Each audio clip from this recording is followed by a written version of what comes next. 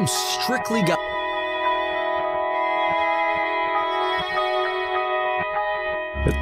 It seems we've had some.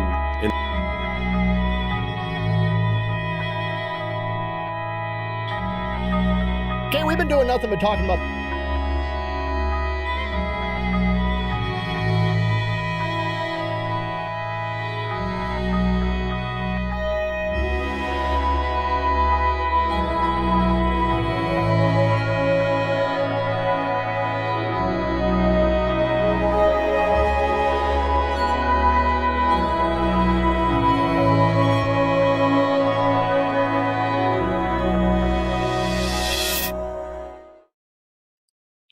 Hello, everybody. How are we today? I hope everything is good. I hope you missed me when I was at VCO. I hope my skin can recover from the sun and the dust. But other than that, all is good. Hello. Oof, why can't I move it? Oh, shit. Jason, is that you? The real you, the non-real you has been commenting on my stuff. I reported them. Hello, Twisted. Hello, Anya. Hey, Brett. Who's else is here? Bianca. Hello, Bianca. Hi, Tone. Hello, Marisa. Hello, Oppenheimer. How you doing? And Jason, of course, and Dream Thread, I think. Is that Dream Thread? I don't know why I struggle with names, but it's true. It's true. All right, guys. Today we are keeping on, reacting to our favorite Chad, Kevin, who reacted to my obsession, Edward Goeke. Oh, however you pronounce his name. Is that studies that were done in the 50s? Nobody asked you to play? Yeah, that's the best one. We've been reacting to Kevin. Kevin likes it. He commented as such in my on my live streams, so we can maybe finish it off today.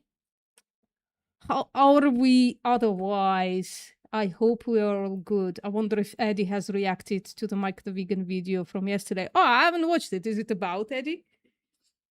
Or is it about carnivore dieting? I think Eddie did react to Mike the Vegan once, I think. Maybe? I don't know. Can't be bothered to give his channel a click. Yeah. That's alright. Don't do it. That's okay. That's what I'm here for. Anyways. Let's continue. In the 60s were done only in areas of high pollution, and if they were, then it still would affect both the smokers and the non-smokers equally, so it doesn't matter. well, this causes this, but this study says that it doesn't cause this. And there's just a bunch of conflicting data all the time. I mean, speaking of conflicted data, Eddie, literally, if you extract your health outcome data, yeah, I usually say data. I'm trying to remain consistent with Eddie's pronunciation.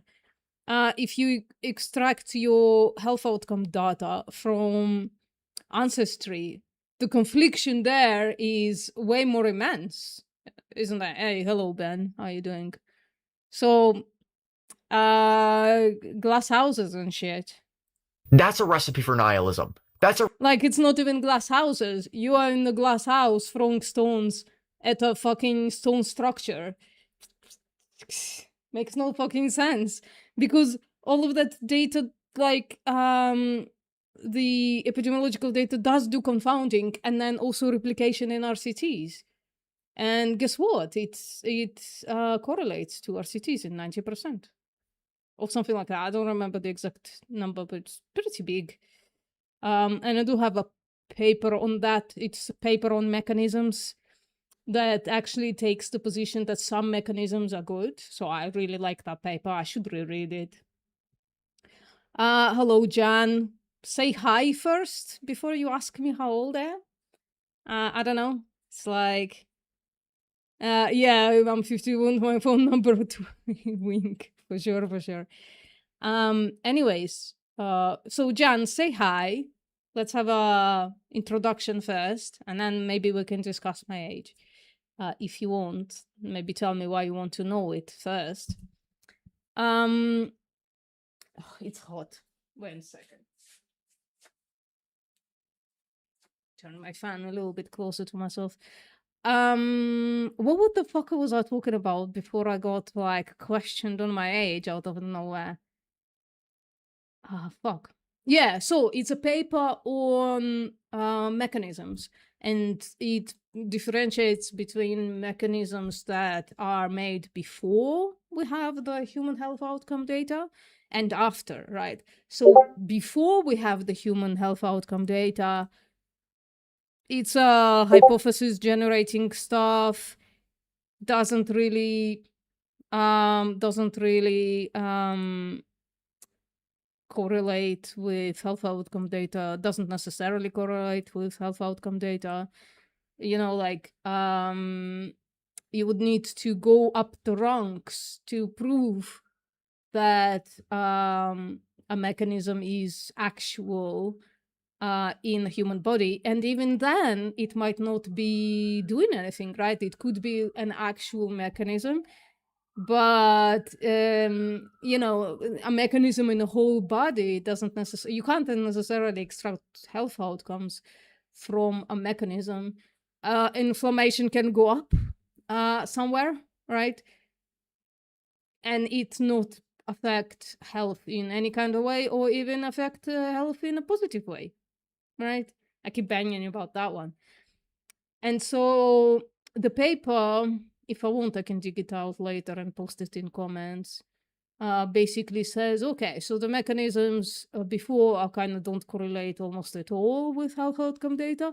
But if we already have health outcome data, mechanistic speculation has place in it, because then we go into understanding what's happening in the body actually, right? Like, I still don't support mechanistic data the way we derive it today, because it tortures animals. Animals are tortured for it, mostly mice, but sometimes primates and dogs and cats and just literally fucking everybody in fish. And holy shit, like the animal testing field is like a Noah's Ark, for real. And with some like non-sentient animals in there as well, which of course I have like way less problems with. So yeah, the point is then to say all this to say that epidemiology correlates with health outcome data to a much greater degree than mechanisms. And ancestral ooga booga stuff is inconsequential. You can't derive health outcome data from it. You shouldn't derive health outcome data from it.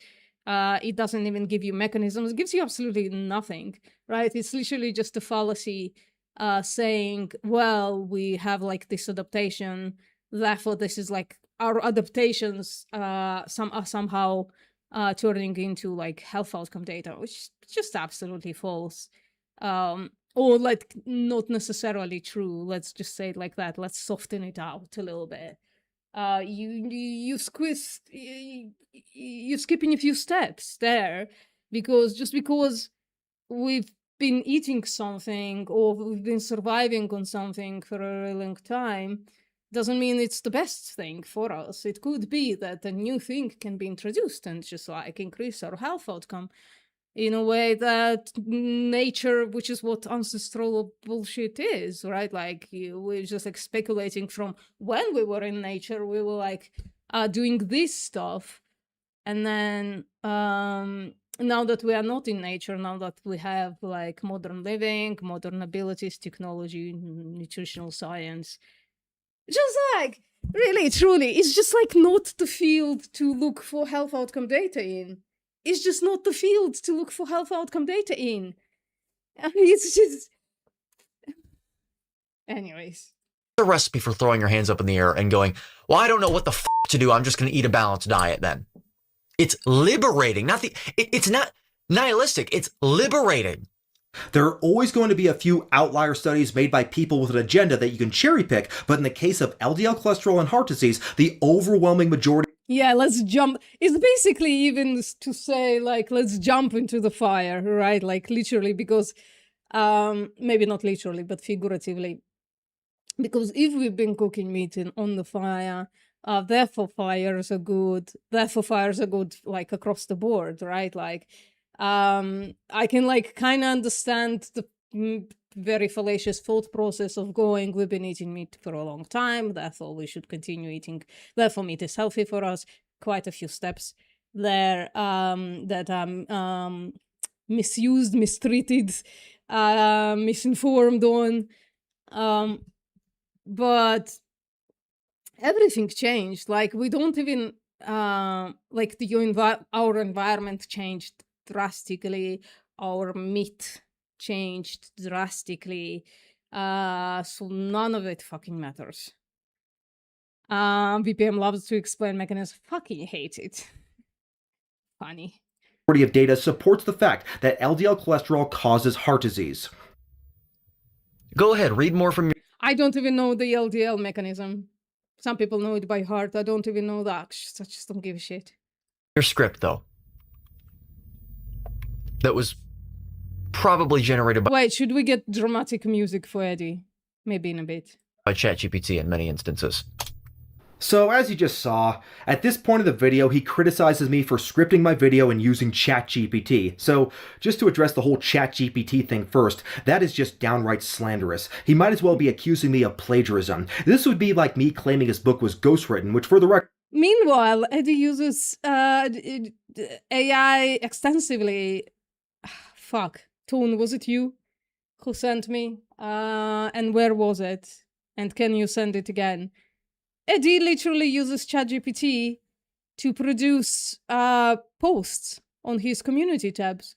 And you can know by the wide-ass fucking dashes that don't exist usually outside of AI. Record, I don't believe. People I don't think it was you. Oh, it was somebody else. I don't remember who. Hello, Louis. who follow my channel know that I am not very tech savvy. Other than my YouTube channel, I abstain from all forms of social media, and I don't use any artificial intelligence or even understand how it could be used to write a script. Hell, I don't even use a smartphone. I use a dumb phone. Here it is right here. This is a punked MPO2. All I can do is just call and receive text. That's it. I mean, to be honest, I wish I could. But it's like, on the daily basis, my work is crying at me that I don't have WhatsApp installed. They're crying at me, why don't I have WhatsApp installed? I'm like, listen, I've got like other apps, you can send me an email, it immediately gets to me. I just don't want to be on WhatsApp because then it would be in 40 groups that are constantly updating about shit that I don't need to know about. And I work part-time, I just don't have the stamina for that shit. And literally without constant access to email, to my SMS system, to my call system, would not be able to work, right? Like constant access to email. And for my activism, constant access to my YouTube studio, to YouTube, to Instagram. Wish I could go back to a dumb phone. I want one of them flip phones. I used to love my flip phone. I used to love it so much. I was so sad when it broke. And yeah, I was one of the last ones to get a smartphone. But at some point, it just became impossible to live life. Like the fucking street workers that clean the streets, they need a smartphone because they're like supervised through the smartphone. So life cannot go back for a lot of us, but I wish I could use a rotary phone. Yeah. I've been doing science-based videos which have a plethora of scientific research for a very long time on my channel, years before ChatGPT even existed. I don't trust AI because I know it can hallucinate data and misrepresent research. So all my research is done the old-fashioned way. I look up articles using tools like Sci-Hub and PubMed, and I keep them in a big database, and my research folder is absolutely massive. For example, That is massive. That is crazy. To be honest, I'm like very meticulous about keeping everything in its own folder. If I would look at my video folders, it would be massive as this. It would be absolutely crazy. But I have to keep like offloading them, and in the past few months to a year, I've been keeping, like, for instance, shorts in one folder and not like every short in a different folder, because that became excessive. So I have shorts in one folder. I have like all the thumbnails for my live streams in another folder. But before that, I've reached so many folders that it's like crazy. Hello, Michael. Example, here is the list of By the way, hello, Jeremy. I'm sorry I didn't see you. the articles that I have included as references for my carnivore diet video alone. I have tons of research and I looked them up all myself. How many references and scientific studies do you use for your videos, Eddie? That's right. Zero. He denies science. Why would he use any science in his videos? He denies science. He makes inferences from Ooga Booga. Dear ancestors, tell me what is the healthiest diet on planet Earth. That's what Eddie is doing. Right, zero. As for me scripting my videos, I will admit that claim is mostly true. Most of my videos are at least partially scripted, and I have always been open about that fact. But do you want to know why I do that, Eddie? It's so my videos don't end up being like yours. I script my videos to keep myself on point, so I don't end up rambling and explaining something in 30 minutes that could easily be explained in just 5 minutes. I could do these videos unscripted if I really wanted to, and some of my videos actually are unscripted, but Speaking of script, I abandoned scripting a while ago because it just wasn't worth it. But now I'm gonna abandon long format videos again. It's just really, truly not the best use of my time. Although one person like cemented going vegan from one of my videos, surprisingly, from the beef is a trash protein video. But it just seems to be a lot of work for very little exposure. And I guess I'll want to do it again at some point. I'll open a second season. But right now, we had 10 episodes. Not that, like, maybe 2,000 views across those 10 episodes. I'm just gonna abandon it for now. Again, I'm sorry if you like. I know a lot of people like them, and by a lot I mean like 15 of you really like my long format videos, but it's just not worth the time. I can be more successful taking that time and, I don't know, doing outreach on Discord, where I can't record, unfortunately, but I can at least help people go vegan. Yeah. I usually prefer to at least partially script my videos because scripting my videos makes them better. And I also do it because I have respect for my viewers' time. I know that my viewers are real people who have real lives outside of social media, and so it is only fair that I make my point without having to take away 4 hours of their life. The person who should really consider scripting his videos is you, Eddie, because I can promise you right now that none of your viewers are going to watch your entire video. Not a single one. I mean, I would disagree with you, Kevin, right there. There are a few zealots. That are subscribed to Eddie to the point where at least a couple of times a week, a person will come in and ask me if I emailed Eddie, and I would have to explain to them, yes, I emailed Eddie. He's the one running from a debate with me. Go pester him. What the fuck is wrong with you? So if they're willing to come and find me, which wouldn't be easy, I suppose, and then pester me about that shit, I think at least some of them watched that 4-hour rambly, screamy, crash out video that Eddie did reacting to Kevin. I'm probably the only one who actually watched your video all the way through, but that's only because I am responding to it. And even after 4 hours of listening to your rambling, incoherent response, I feel you've said practically nothing. So thanks for wasting my time. There are plenty of associations that show that with thousands upon thousands and upon thousands of people that show that higher cholesterol levels, LDL levels, were associated with longer lifespans, for example. Wait, why are you using associations, Eddie? Why are you using associations? I thought you rejected. Or do you only use associations when it affirms your bias? I mean... There are some outlier studies. However, if you take all the studies as a whole, there is no question that LDL cholesterol predicts heart disease. Yeah, here is the thing, right? You get an outcome of a study will depend on the question of a study, on the methodology, on the population, probably if it's epidemiological data, and on a bunch of other stuff that I'm sure I don't know because I'm a novice in this field. Like, I don't know how to read statistics, for instance. I don't know. I guess maybe I'm like downgrading myself a little bit, but also maybe I just don't want to stall on valor, basically. And so, like, you can get like a study that can say basically anything, if the methodology is tempered with. As an example, for instance, all as like if a population is just like generally genetically speaking are less likely to get atherosclerosis. I'm sure I fucked that up again.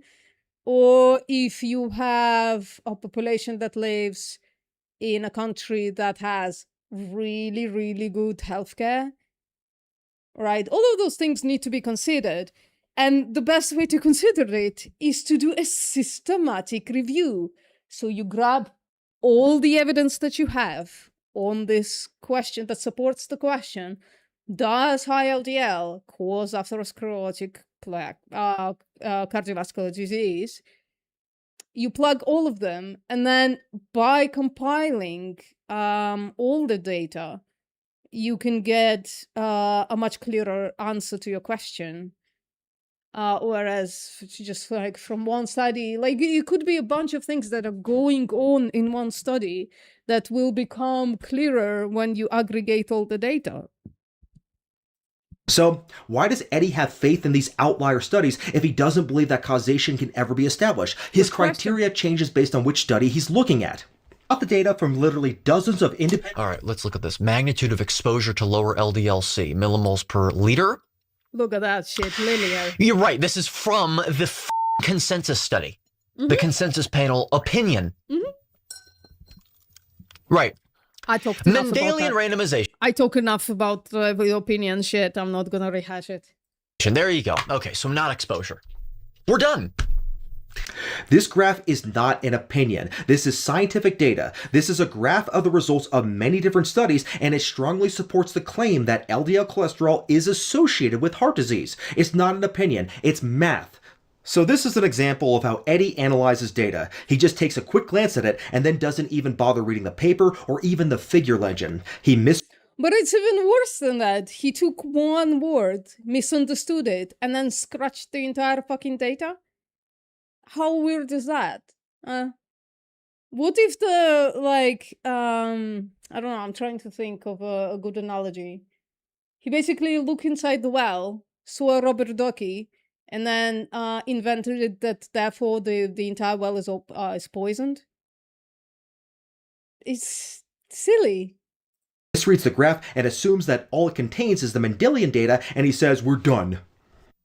Not to mention that once again, they weren't measuring exposure. They were observing the people. Yes, they were measuring exposure, Eddie. They were measuring the LDL levels. Whether those levels were due to genetic or environmental factors... Yeah, I wonder what Eddie means by exposure here. Truly baffling. They were still the actual levels, and they correlated very strongly with the risk. Okay, so 12 years, median follow-up 12 years, of N of 400,501. Okay, great. So he even admits that the studies have a long follow-up interval and a large number of subjects, but he still discards these studies anyways because he claims they are biased. He doesn't back that up with anything. It's just an accusation, not to mention Eddie's obviously extremely biased too. Yeah. The standard error is the sample standard deviation. I mean, to be fair to Eddie, when our ancestors were hooting and scratching, it's just like really hard, like easy to misinterpret the hooting and the scratching. So it could be that just some of the things got lost in translation between the hooting and the scratching and the modern English. In your samples that you conduct in that population, divided by the square root of the sample size that is used in every sample. See, I actually understand this. Oh, you sweetheart, you don't understand the goddamn thing. Oh my god. Okay, so it better be reported with a standard deviation. And even then, it's associated. Wait, let's go back. Understand this. Okay, so it better be reported with a standard deviation. Of course it will. Literally every data you can ever fucking read that isn't a blog article is going to be reported with standard deviation. What the fuck is wrong with you? And even then, it's associative. Why? That might sound desperate. I completely lend full credence to that argument. I understand. You do sound desperate, Eddie. At least I should say that your arguments sound desperate. You criticize some of the statistics used in the graph, but you don't even bother to verify what statistics were actually used. So you're just casting shade without even bothering to check out the facts. Now imagine, though, that the way that they reduced the LDL was through statins. Well, then you cannot say that the reason for that direct one-to-one R-squared value of 1 association, negative correlation, was due to the lowering of LDL. Why? Because statins actually happen to have chemically speaking, they have an anti-inflammatory effect.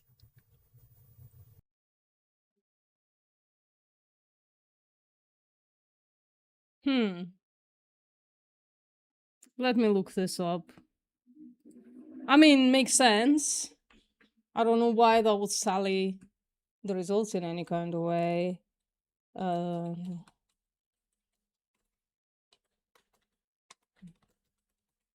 And where? Inflammatory effects. Don't worry, I'll show it to you if something comes up. Let me see. I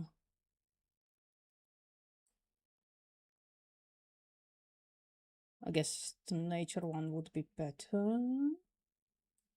Anti-inflammatory effects of statins, clinical evidence, and basic mechanisms.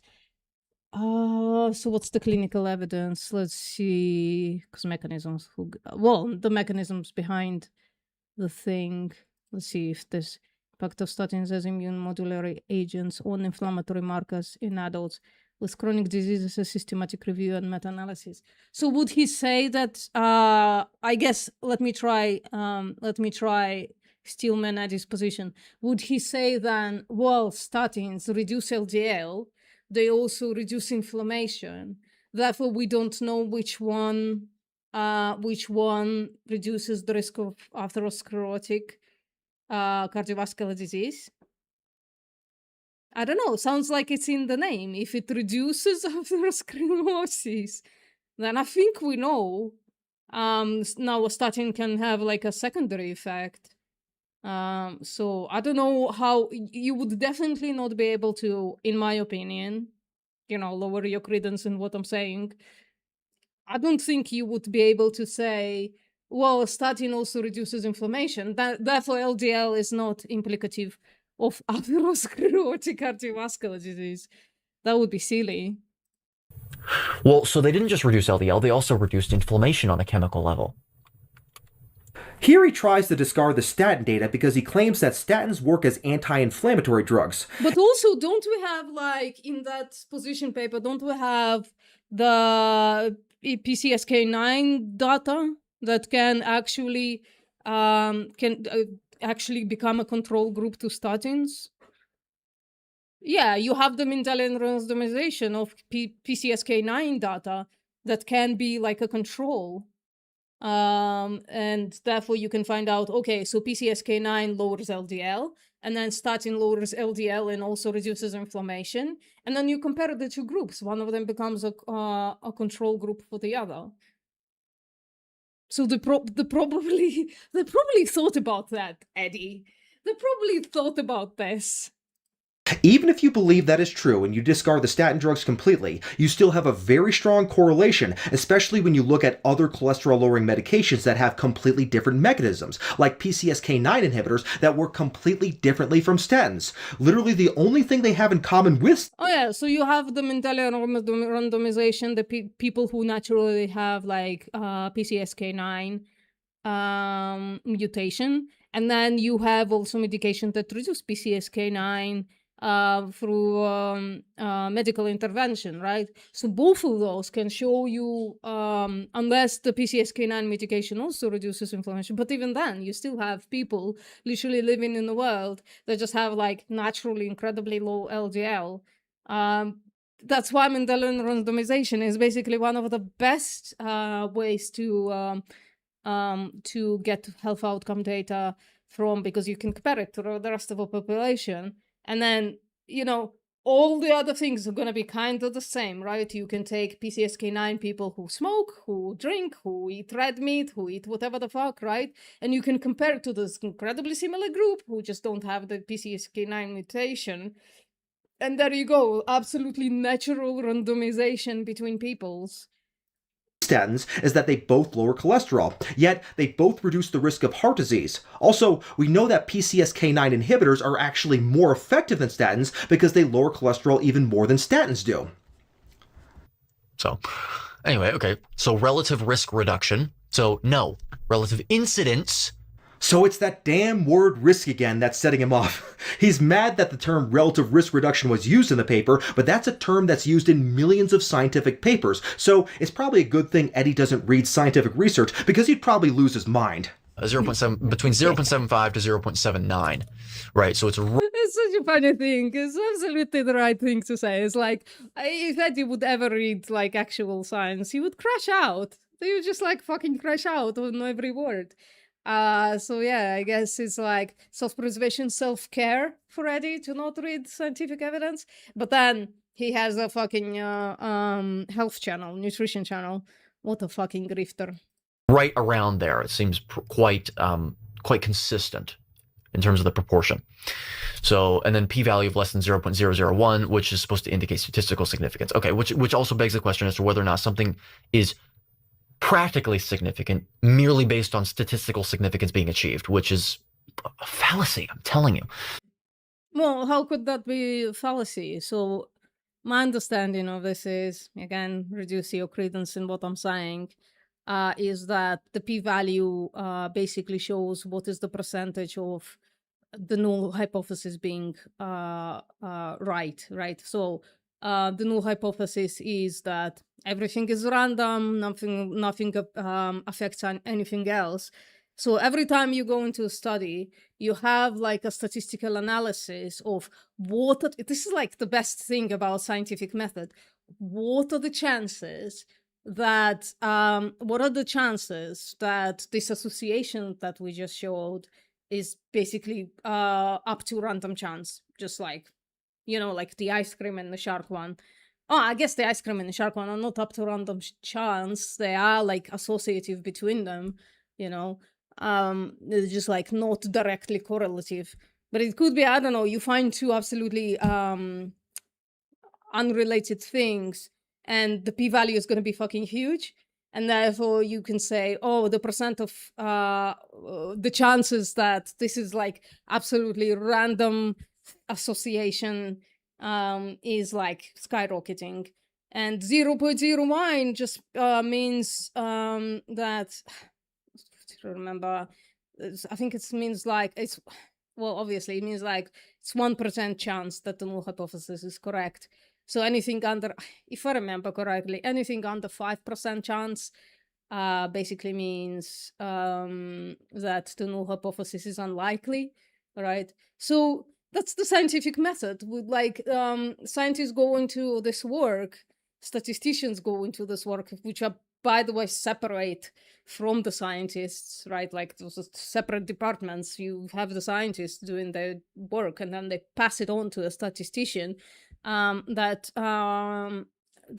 does the statistics, and then so what was my point? Yeah, so the thing that is beautiful about the scientific method, that they always come from the assumption that whatever they find is probably random, right? That just like go into that a priori. So everything in the scientific method is trying to eliminate bias as much as possible, and that's just like one of those things. Yeah. Eddie, on the other hand, doesn't have that mechanism, as we showed with that interview with Josie a couple of weeks ago. Oh, sorry, that was actually my fault, VG. I didn't schedule on time. I scheduled like 20 minutes before. Apologize. VG, just sing Batman while you're here. Batman. Anyways, Eddie doesn't have that, as we showed with that interview with Josie. He wasn't questioning her story the way he was questioning the way he was he wasn't giving the fuck, what is it called? Fuck, I completely, now all I have in my head is Batman. This is the only thing that's playing in my head. I'm completely lost my train of thought, or my ability to speak. Hold on. Fuck. Yeah, so anyways, he wasn't like trying to find solutions for Josie's past vegan diet the way he tries to find solutions for his carnivore diet in his grift, where people will have a one-on-one conversation with him, paying him an X amount of money, and they themselves will propose what might be wrong. Anyways, that was long. So, relative risk of major vascular events. And then, one here. And then look, this is all weighted between group difference and achieved LDL-C level 0.2, 0.4, 0.6, 0.8, 1.0. And it's just going up, right? And I'm assuming that the dotted lines are a confidence interval, but we already see that the confidence interval, there's not too much noise around that signal in this situation. Yeah, look at those tight confidence intervals, right? If confidence intervals were like really big, that would mean that the p-value would be way higher. That would basically mean that the association is incredibly weak. But if you're looking at that, that's like not much to question, to be honest. I guess LDL causes atherosclerotic cardiovascular disease. Right. Okay. Fibrates, 9 trials. So they basically aggregated a bunch of trials together. I'm assuming this is then yes, Eddie. That's how systematic reviews work. They aggregate a bunch of studies together because talking about just one study is kind of silly, especially when you have lots of evidence in the field, right? A meta-analysis. And in this case, I think it's like, what is it, like 400? Do you remember, guys?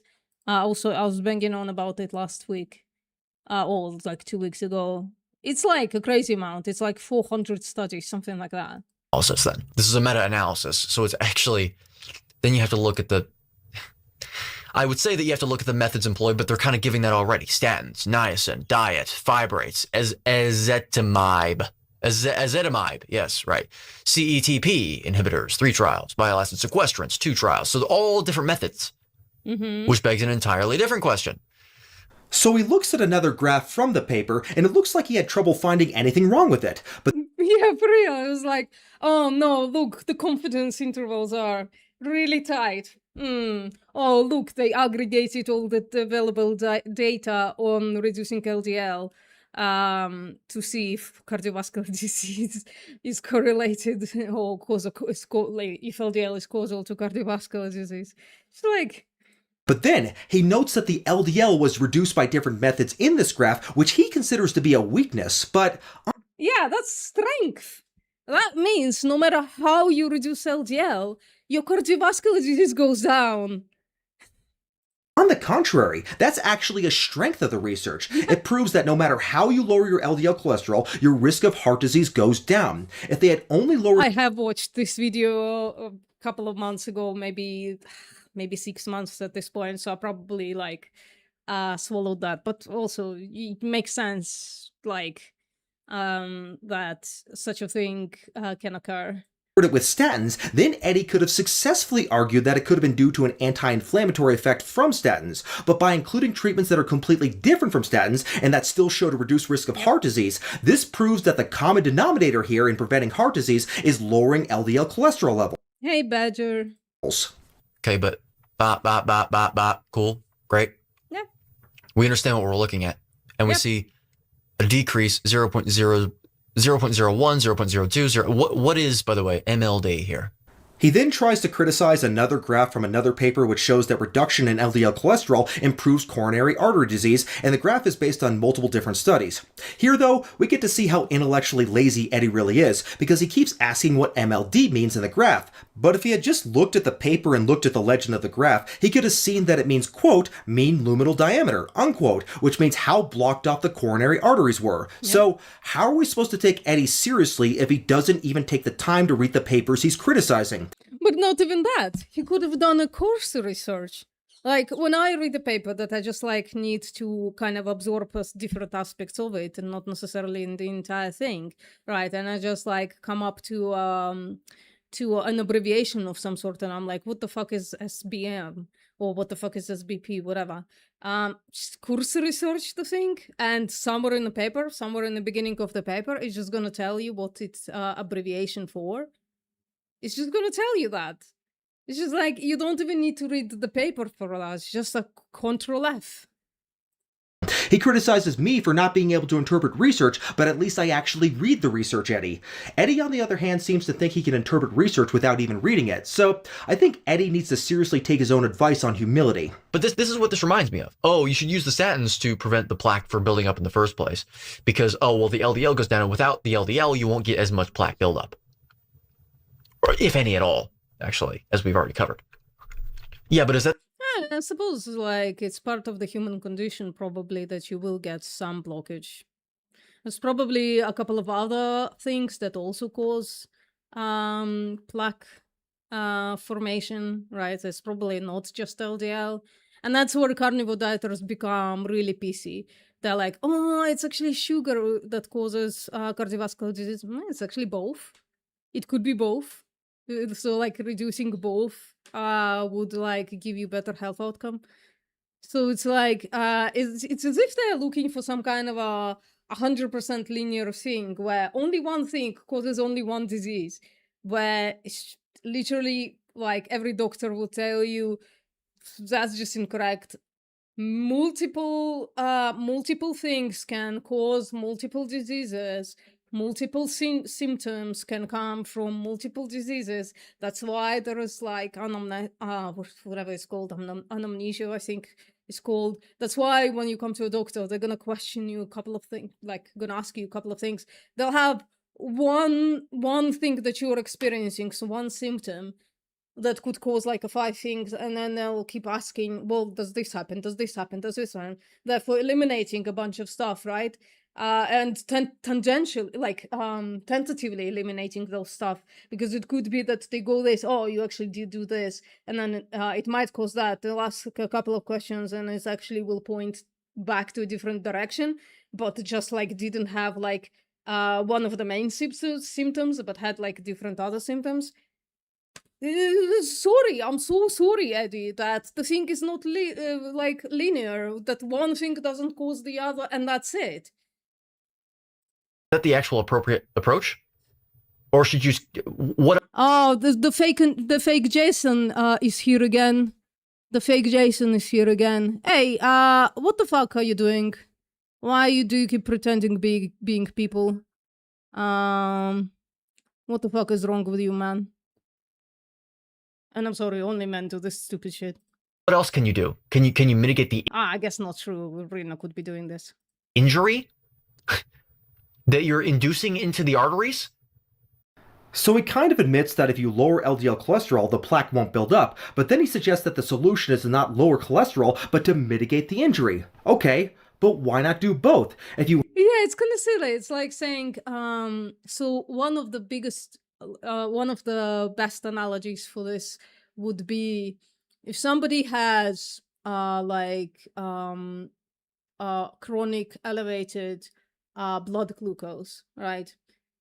And they could, let's say, for example, they could eliminate the glucose going up, right, with some intervention, right? Like, or I guess it's not a good analogy. It would be a good analogy into a different claim.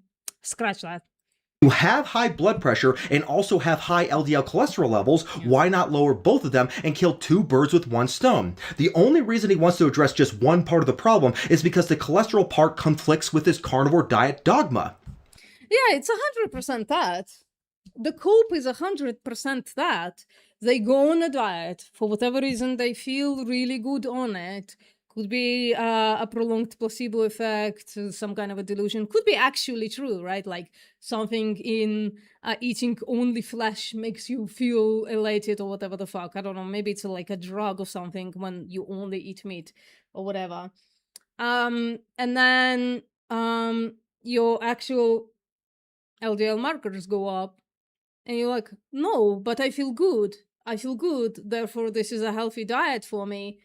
Therefore, holy shit, maybe LDL is just like, it must be that LDL is just not correlative in any kind of way. One sec. Oh, I'm just gonna sit on top of the fucking thing. Cause it's hot as hell. When it's hot, my like skin gets blotchy. Whenever I open the fridge, it troll escapes. Get the f out of here, you moron. Who the f? Oh, Eddie's so nice. Look at him. Wouldn't you want to hear this on my channel? Do you think you are? So, anyway. Strongly urge Eddie to read this recent thorough review article on. Well, we already covered it. There's no need to read this. I'm sorry. There really is no need to read this. There's no need to read evidence. Who needs evidence? Let's not read evidence. So when I brought up the article that explains the mechanistic pathogenesis of atherosclerosis, he just instantly dismisses it and refuses to read even any of it. Eddie, this should be your cup of tea, bro, because this is mechanistic data, which you and I both know you love. That's why I brought it up, because even if we base our conclusions on just mechanistic data, you're still wrong, and this article could have explained why to you if you even bothered to read it, which you didn't. So it's clear that you don't care about outcome data, but you also don't even care about mechanistic data, unless of course it supports your biases. Here's the thing, I don't think we have watched enough Eddie to actually hear actual health outcome related, not health outcome even, actual like nutrition related mechanisms. What we did here is like chemical, I think, chemical effects in the body, potentially unrelated to nutrition. But I'm not sure. Like, I can't say. We haven't watched enough already to have this distinction. But what Kevin is saying is absolutely true. This would put Eddie in his place if he was in any kind of way intellectually honest. Because in case of the claim LDL causes atherosclerotic cardiovascular disease, in that case, we have evidence across the hierarchy of evidence, across the pyramid, right? Including the mechanism. The mechanisms are known. I just don't know them by heart, but the mechanisms are known. And so it's only the intellectual dishonesty that makes Eddie go, oh, you know what? Are you moron? Who the do you think you are? So, anyway. Strongly urge Eddie to read this recent thorough review article on... Well, we already covered it. There's no... That's intellectual dishonesty. Kevin is giving you the thing that you find compelling. But that thing that you find compelling, that low-tier type of information, the mechanistic information, and I guess in this case, because it's after health outcome data, I would say that mechanistic interpretation is actually incredibly valuable, and since it does correlate with health outcome data. But maybe that's what Eddie doesn't like. When it correlates with health outcome data, he rejects mechanisms. And when it doesn't correlate with health outcome data, when there is no clinical research around, he accepts that, which is silly. There's no need to read this. Explains the mechanistic pathogenesis of atherosclerosis. He just instantly dismisses it and refuses to read even any of it. Eddie, this should be your cup of tea, bro, because this is mechanistic data, which you and I both know you love. Yeah. That's why I brought it up, because even if we base our conclusions on just mechanistic data, you're still wrong, and this article could have explained why to you if you even bothered to read it, which you didn't. So it's clear that you don't care about outcome data, but you also don't even care about mechanistic data, unless, of course, it supports your biases. Great. Woo! Oh my god, the dramatic crash outs. Oh boy. The plaque there is composed largely of scar tissue, not cholesterol in the first place. Yes, that is the calcified plaque. However, the calcified plaque comes from soft plaque. And then he rolls the tongue. As if he's right in any kind of way. Hey, bit well, babe. To be extreme. Lots of crash outs. Lots of prolonged tangents and explanations by me. Extremely fair. But what I'm saying is that over time, even if you had soft plaque, let's say that you had a very small degree of soft plaque, but it never went beyond that point. Well, it doesn't matter how much of it's made of cholesterol then. The plaque that actually causes the heart attacks is the hard plaque once it has... But you yourself just said that hard plaque is caused from soft plaque. And okay, so having soft plaque increases the risk of it hardening, and that increases the risk of atherosclerotic plaque, of atherosclerotic cardiovascular disease. Yeah, that's the mechanism. Yeah. The injury has persisted for decades.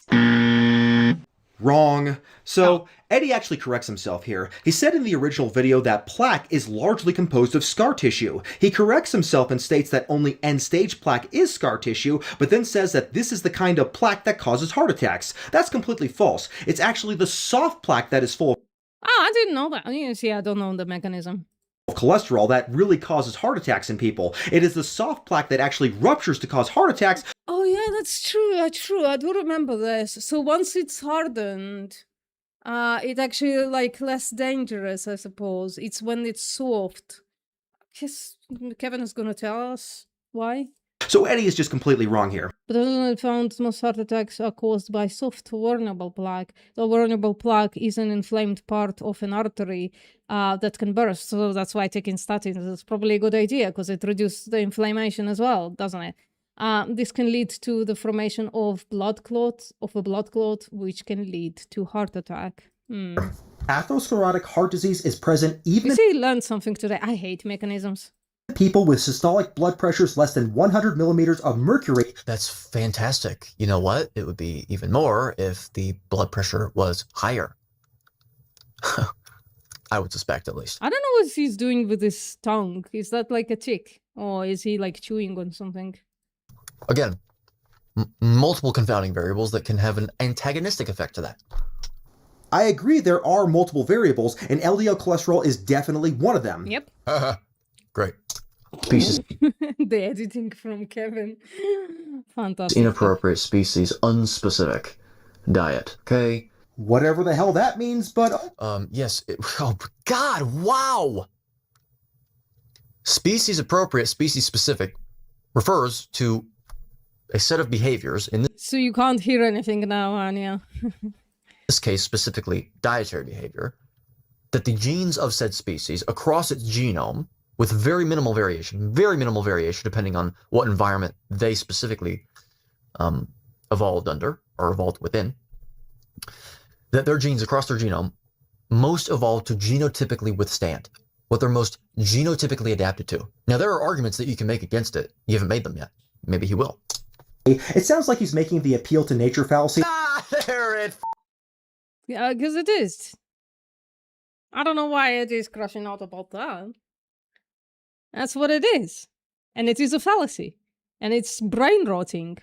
It's rotting your brain, man. Is wow. So Eddie is getting absolutely hysterical over me accusing him of appealing to nature, but let's face it, he kinda is. Yeah. He uses terminologies like species-appropriate diet. Yeah. Appropriate based on what? I assume he means anthropological data, which is by its definition appealing to nature, but more importantly, it's also completely wrong. The reason why I mentioned the steak and butter gal part of my video is because that's where I went over all the data, but obviously Eddie didn't watch that part. But since I did that video, I actually found even more data to contradict the claim that a carnivore diet is a species-specific diet for human. I mean, it wouldn't. I know Kevin loves to grant them the thing and then debunk it from there. I wouldn't even say that it matters. Like, at this point, I'm like, almost everything that is being said out there, I'm like, who fucking cares? It doesn't matter. That's not the thing that matters. And so, I don't know. Beings. But rather than interrupt the flow of this video, I'll go over this new data at the end of this video. Is a risk to the organism. It poses a risk. Now, the risk is not the same. It's not like, it's either a risk or not a risk. There are degrees of risk that are really impossible to measure. I mean, yeah, it's just explaining what degrees of risk. Yeah. So, it's mostly going to be dose responsive. So, yeah. It's like the most trivial thing said with a dramatic effect, as if it's like revelation. Eddie, please stop. You'd kill me if I spoke about risk instead of association the way you're speaking about it now. Cohort, I guess. You see that we should be living. Wait, I want to see that again. Risk is not the same. It's not like, it's either a risk or not a risk. Yeah, so again, it's like a trivial thing. There are degrees of risk that are really impossible to measure. Eddie, please stop. You'd kill me if I spoke about risk instead of association the way you're speaking about it now. But also, wouldn't that be just like trivially true? I don't know. Cohort, I guess. You see that we should be living, purportedly, according to these scientists, around 120 to 150 years of age. If we just got out of our damn way, basically, is what they're implying. Does anybody say that? Does any researcher say that? I guess the people who study telomeres would say that, something like that. I don't know. That's just complete rubbish. There's no credible source of anyone. Yeah, that's what I'm thinking. Like, who the fuck would say that? So, I mean, colloquially, people say 120 is like the cutoff somewhere. But who the fuck knows? Hello, Molly. Making a serious case that we can live to 120 or 150 if we just ate the right diet, which Eddie obviously thinks is the carnivore diet. You have to provide a source if you're going to make a claim like that, dude. Yeah, it's like feels almost biblical. Oh no, I lived until whatever the fuck years old. Therefore, all humans can. It's kind of silly. Like, how would that even be studied or measured? When the only thing that we can measure in a population is like the increased risks and stuff like that. It would be also, the genetic variation would be crazy. You wouldn't be able to, like, I guess that's why he says 120 to 150, but where does he get that number? I don't know. I'll admit, this is the closest Eddie comes to actually telling the truth, because... Oh, yeah, this is the closest I come to actually telling the truth. I'll admit, I'll feign a sense of humility to make myself to a great... Look how he crashes out for Kevin basically giving him a bit of a backhanded compliment, but nonetheless, he's saying Kevin is being absolutely intellectually honest here, saying, guys, this is actually like very close to truth right there, right? Like Eddie is not all bad. But he fucking crashes out. Brandize myself in the perception of ignorant followers and ignorant viewers so I can beguile them into my ideology and lull them in to a vegan anti-human lifestyle. Yeah, good. Okay, you can call me ignorant, but don't trash talk my followers. I didn't take any cheap shots against your viewers, so show a little class. Also, I did. They're all weirdo minions. I had never tried to beguile I'm sorry if you're listening and you are this follower. my viewers into following a vegan lifestyle. I don't even run a vegan channel, dude. A lot of my viewers don't even know I'm vegan. What's the mechanism? I mean, I think everybody knows that Kevin is vegan. That's what is like contributing to his childhood in a way that is, massive. When you actually know the etiology of heart disease, you understand that being a sedentary What the fuck is the ideology of heart disease? The fuck does that mean? lifestyle is not a causal factor. Sedentary lifestyle is not a causal factor of cardiovascular disease. Surely that can't be true. Just like, I think every person's intuition would scream at that. Which not necessarily would mean that it's true. But surely, like, even thinking about the mechanisms of the thing. Come on, man. The sedentary lifestyle cause heart disease. Sorry, I'm Googling off there today. Surely. Yeah, it increases the risk of cardiovascular. It's just like one of those basic things. When you work a muscle, it's less likely to fail you. That's why I started lifting weights, because I have hyperlaxity. All the joints are a bit not very stable in their place, and like increasing the volume of muscle just supports them way more, to the point where a couple of days ago when I was in Manchester, I fell on the floor, and in the past that would really harm me, and now I could brace myself and actually not get harmed almost at all. I could feel it. I could feel this is the type of thing that before lifting would probably harm me very much, and it didn't harm me. I don't know, maybe it's a post hoc rationalization, but that's okay. If anything, a more intense, active lifestyle, if anything, would raise your risk. But of course, yeah, you have to look at the net effects and all that stuff. I'm not saying to never engage in exercise. I always say the opposite. Yeah, go wink wink at your carnivore dieters who love exercising. Actually. But I'm saying if you actually understand the mechanisms, there you go. Because, oh God. That's why mechanisms are bad. They just don't correlate to health outcome data unless they are made as rationalizations for health outcome data. That's why mechanisms suck.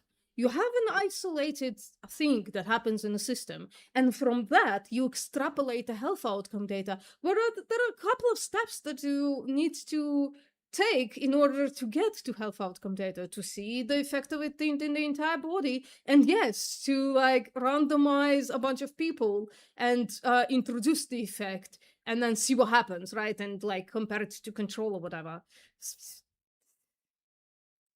Because if you're sedentary, you're not damaging your arteries unless you're doing other things. It's because sedentary lifestyles, if anything, in my opinion, it's because sedentary lifestyles are more associated with other colloquially considered unhealthy behaviors, like eating a bunch of bad shit. Oh, there we go again. So like poisoning the well of a thing. Yes, sedentary lifestyle. So the people who do unhealthy shit also do this unhealthy thing. It's like, what are the chances that people do healthy shit, or unhealthy shit, but then they're doing this one healthy thing? It's because Eddie has EDS.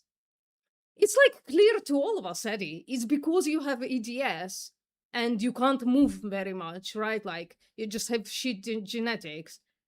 And by the way, I don't know. No, I don't want to say that. Like that's between him and his doctor. But from the fact that you have sedentary lifestyle, you cooked up this mechanism, and you can support any decision by mechanisms. I'm fucking sure about it. Like, whatever you invent, right? Like, oh, does this thing cause this thing? And then you go look for mechanisms. I bet you're gonna find something to support your bias.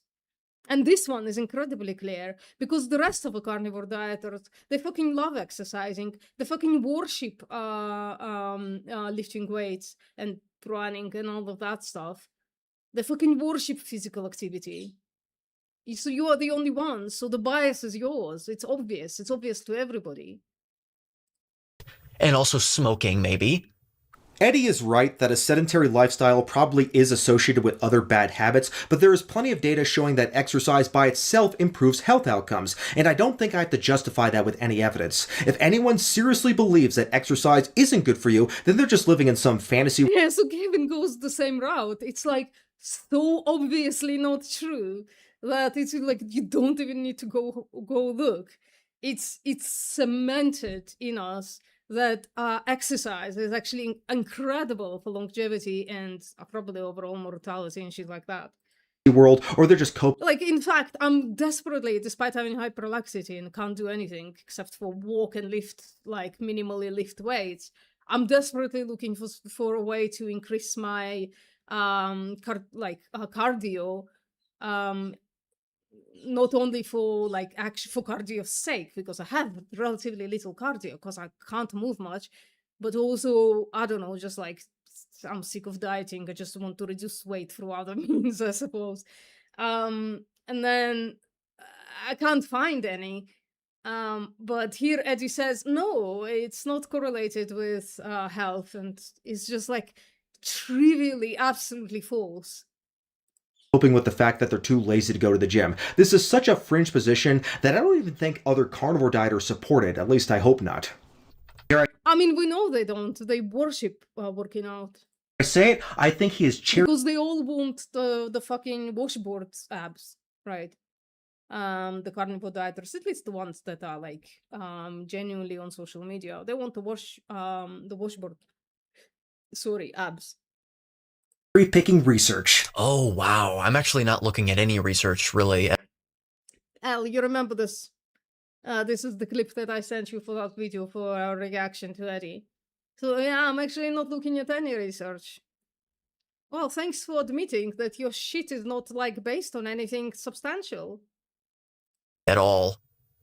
For the reasons that I laid out. I'm looking at other inferences. Yeah, you're looking at inferences from irrelevant fields. Fucking evolutionary biology is not has nothing to do with nutrition. So now we all know why there is no research in Eddie's videos. It's because he doesn't even bother looking for them in the first place. He just said so. Unbelievable. Inflammation, which worsens the atherosclerotic plaque formation. Hold on a minute. What? Not repair tissues. It causes inflammation, which worsens. Wow. Okay, so what would happen without LDL? Oh my God. I've got to stop it at this point. No way. Absolutely no way is this being said right now. Is this rage bait? Because it's working on me. Damn. So Eddie is once again really pissed off that I claim that LDL causes inflammation. He counters this by saying that if you had no LDL, you couldn't live. But that's a straw man argument. I'm not arguing that we should try to get our LDL levels to zero. I'm just... Although I'm not sure we have evidence that even when it's zero, it's in any kind of way problematic. I think PCSK9 people with the PCSK9 mutation, some of them have LDL in nearly zero. And Mendelian randomization studies, I think, right, like check my claim there. I think Mendelian randomizations show there's nothing detrimental happening to them. They're fine. So I don't know. I don't really know if we do need LDL in any kind of way. Saying that LDL should ideally be below 70 because at that threshold, the risk of developing... I think even below 50, if I remember correctly. Let me find that page, actually. CVD. So yeah, this 50 to 60, there is zero issues. And then between 60 and 70, there is some vascular site. So maybe below 60 would be even better. I guess like if you're saying probably should, you know, like probably impossible for most people. to get. I was the last time I checked it. I was at 69, but fuck knows what happened since then. That was a couple of years ago. So we'll see. Heart disease becomes extremely low. Whatever physiological need we have for LDL cholesterol, our bodies will produce enough of it.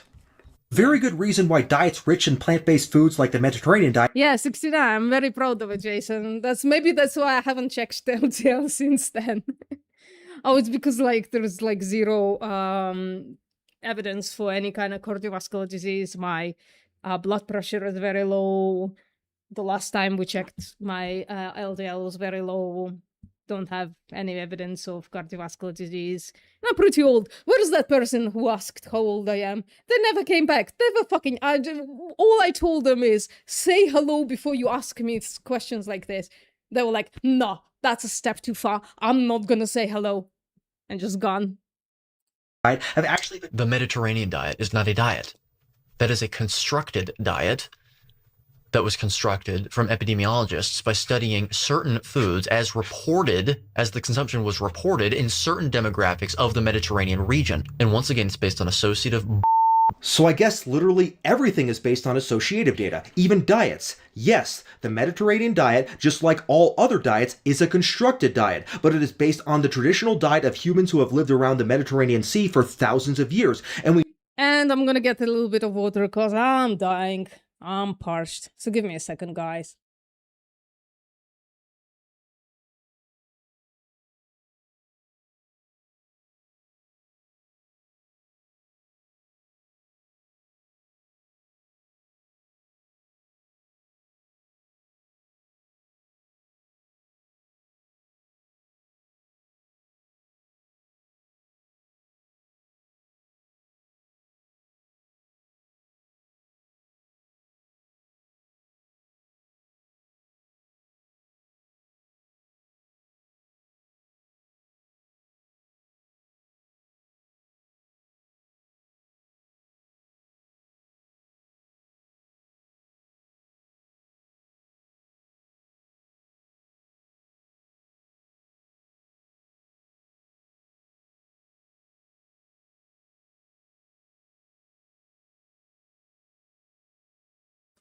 Sorry, I'm back. I don't know why I did it. Spilled some soy milk into my juice drink.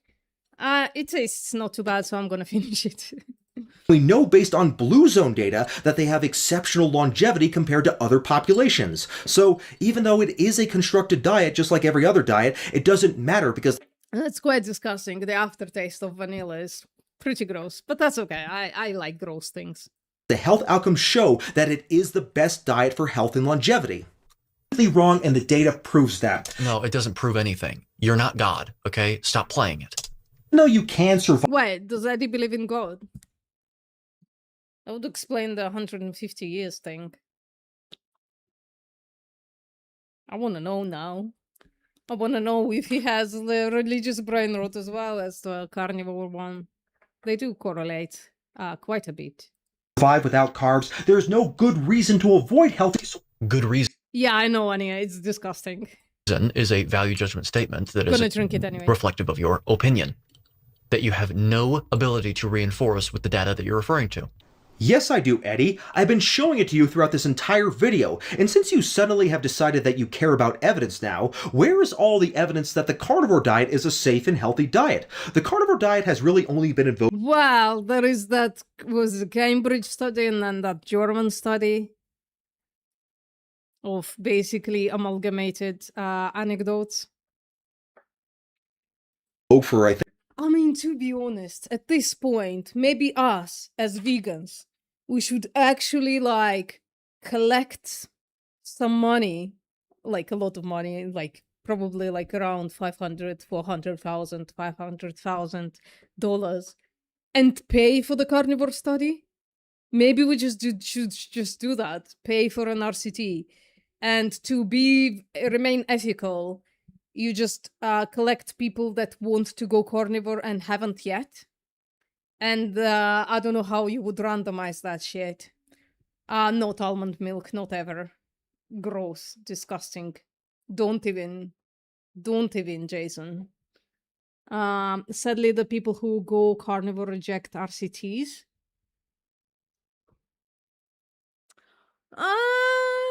I suppose they would after that say, well, it's not a lifelong twin study. Maybe we should.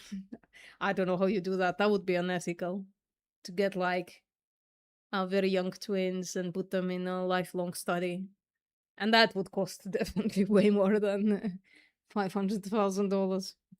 I think like 5 years now or so, and there are no long-term studies about it. If we look at it mechanistically, we know it's high in saturated fat, which I mean, to be honest, at this point, truly, it would be unethical to randomize a study like that. It would be unethical. And the only outcome data that you could get from such a thing, it's the type of data that even if a carnivore doesn't reject an RCT, they would reject the outcome data from an RCT, because what it will show is an increased risk of atherosclerotic cardiovascular disease through the measurement of LDL. And they're like, nah, I'm gonna LDL max to the fucking brim. which increases LDL in the blood, and even you admit that LDL plays a role in the development of atherosclerotic plaque. So by your I'm so sorry, Anya. I forgot. But I'm sorry. I can't. No. This is tastier than almond milk to me. It's personal. Taste pleasure is personal. own mechanistic criteria, Eddie, you would predict that the carnivore diet causes heart disease. You just have a blind spot in this instance because you're so biased. Yep. Oh, but that's associative data and it doesn't prove causation. Well, it doesn't, but it doesn't mean that you can't form an opinion upon it. Like you Oh, all of a sudden you can form an opinion on associations. Oh, do you mean your associations from the Ooga Booga era? can with smoking and lung cancer. That doesn't prove causation either. But my opinion is that you'd be a idiot to believe that smoking doesn't cause lung cancer. What's the symmetry breaker? What's the symmetry breaker, man? It's literally showing your bias, Eddie, because there is no symmetry breaker. The data is the same. Well, the data for LDL causing atherosclerotic cardiovascular disease is way better than the associative data for smoking. It's incongruous with what our genes most evolved to genotypically withstand. The mechanism is right there. Lung cancer, smoke goes into your lungs, okay? You can say the same about eating meat. The mechanism is there. You put a huge amount of meat into your body for decades. And also, most of those people present with breathing problems even beforehand. And yeah, and most people present with high LDL.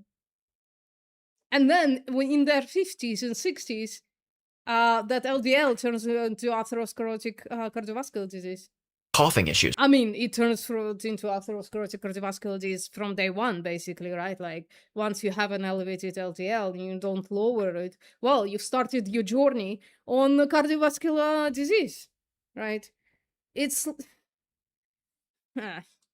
Also, it's repeatable. It's been repeated multiple times on every population that smoke. What? Ooga Booga. Should we add it to a soundboard? I don't know. Somebody clip it and send it to me. That's another good gauge. But again, these are all opinions. You're a tyrant that wants to believe that your opinions can be... Oh, there you go. The feelings come out, Eddie. Oh no, now Kevin is a tyrant because he adheres to the best evidence that we have. establishes fact. Whoa. So Eddie Sorry, Tone, I'm not gonna do it. It's just like so low on my priority list. finally comes down on the side of science. It says that you'd be a fucking idiot not to believe that smoking causes lung cancer. So yeah, of course, I agree completely, but I also think you'd be a fucking idiot not to believe that LDL cholesterol also causes heart disease. The data we have on LDL causing heart disease is even stronger than the data linking smoking.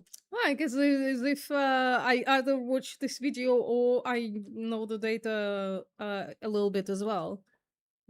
Kevin supports what I've said previously. To lung cancer. So this is a complete contradiction by Eddie, and at no point does he explain why it's okay to believe one but not the other. Yeah, and there's no symmetry breaker, Eddie. Give us the symmetry breaker. We're effectively done right there. We are. We're done. I mean, there you go. All you have to do is look at the presentation of your typical vegan and then look at the presentation of a typical carnivore. And come on. Here we go again. By the way, a typical carnivore is gonna be either a prepubescent kid or like a 60-year-old person who's trying to lose weight. That's most carnivore dieters these days.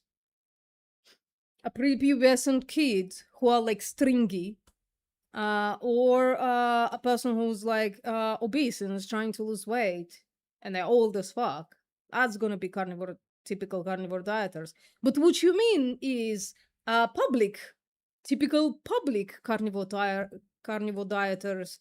And then, if only there was one example that can break the rule of Sean Baker and Anthony Shafee, the two steroid users.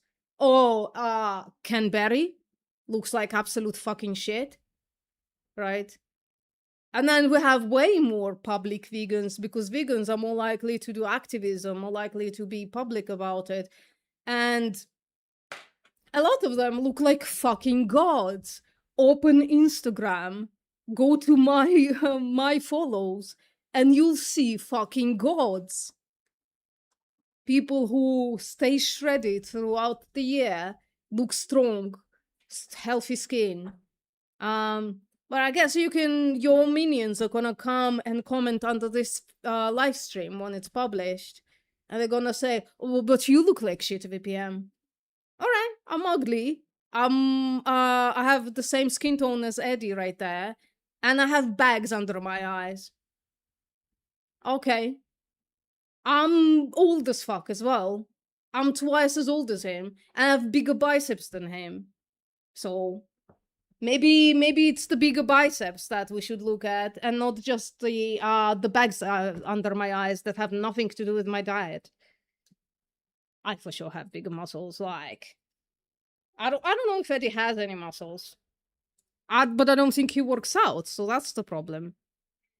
I'm just saying it. Okay, I know. I'm cute. I'm just saying, like, people who have like a strong carnivore bias, they're gonna look at me and say, "Oh, this person is ugly." And that's okay. They have a bias. It's like covering their eyes. And there you have your answer. So, Eddie, what the hell are you smoking, bro? Carnivore dieters look like complete shit. Yeah, Ken Berry, the one example, one of the oldest ones, right? And by oldest, I think Ken Berry is kind of my age, actually, and he looks more like shit than me. But Ken Berry, by one of the oldest, I just mean he's been carnivore for the longest time. I think Ken Berry is not a carnivore for a long time now. Berry age. Maybe he's a bit older than me. No, that's... Come on, man. Doc...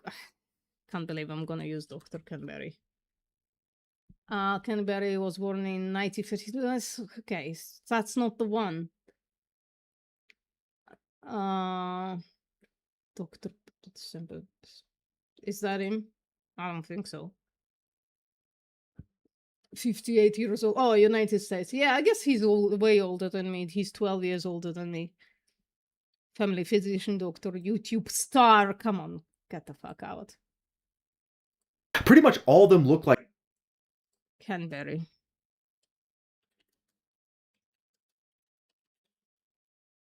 Not even age. So this is him from when he was my age, kinda, from 12, 13 years ago. What? No new pictures. This is him way younger. I think maybe this is him kinda now. Zoe Harcon. Don't get me started. balding, bloated human tomato there you go. hybrids with bright red skin, although that may have something to do with the fact that they're all anti-sunscreen. I have never seen a female carnivore influencer who looks as good as Bianca Taylor, or a male carnivore influencer who looks as good as Brian Turner. Both of these influencers are vegan, and I can show you many other examples as well. So hopefully you snap out of it soon, Eddie, otherwise you could end up as a carnivore tomato too, so don't say I didn't warn you. Well, Eddie never leaves the basement, so that's... At least that is okay. I think that's the reason that he's not red.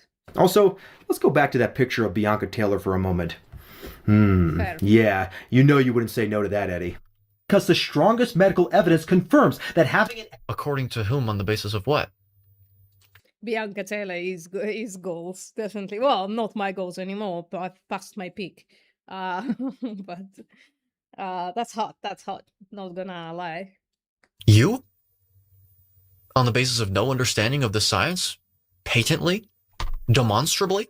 No, nothing I've been saying comes from me. Everything I am saying comes from hundreds of studies.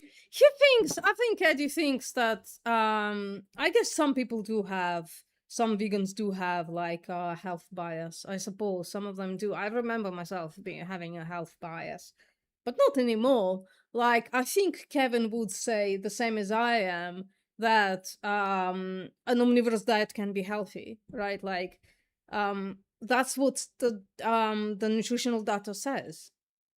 It's just like there is no nutritional data for a carnivore diet, and there is only evidence that the more meat you eat, your longevity decreases, the risk of cardiovascular disease grows, the risk of diabetes grows. Although for diabetes, the evidence is not as strong, to be honest, and the risk of colorectal cancer grows.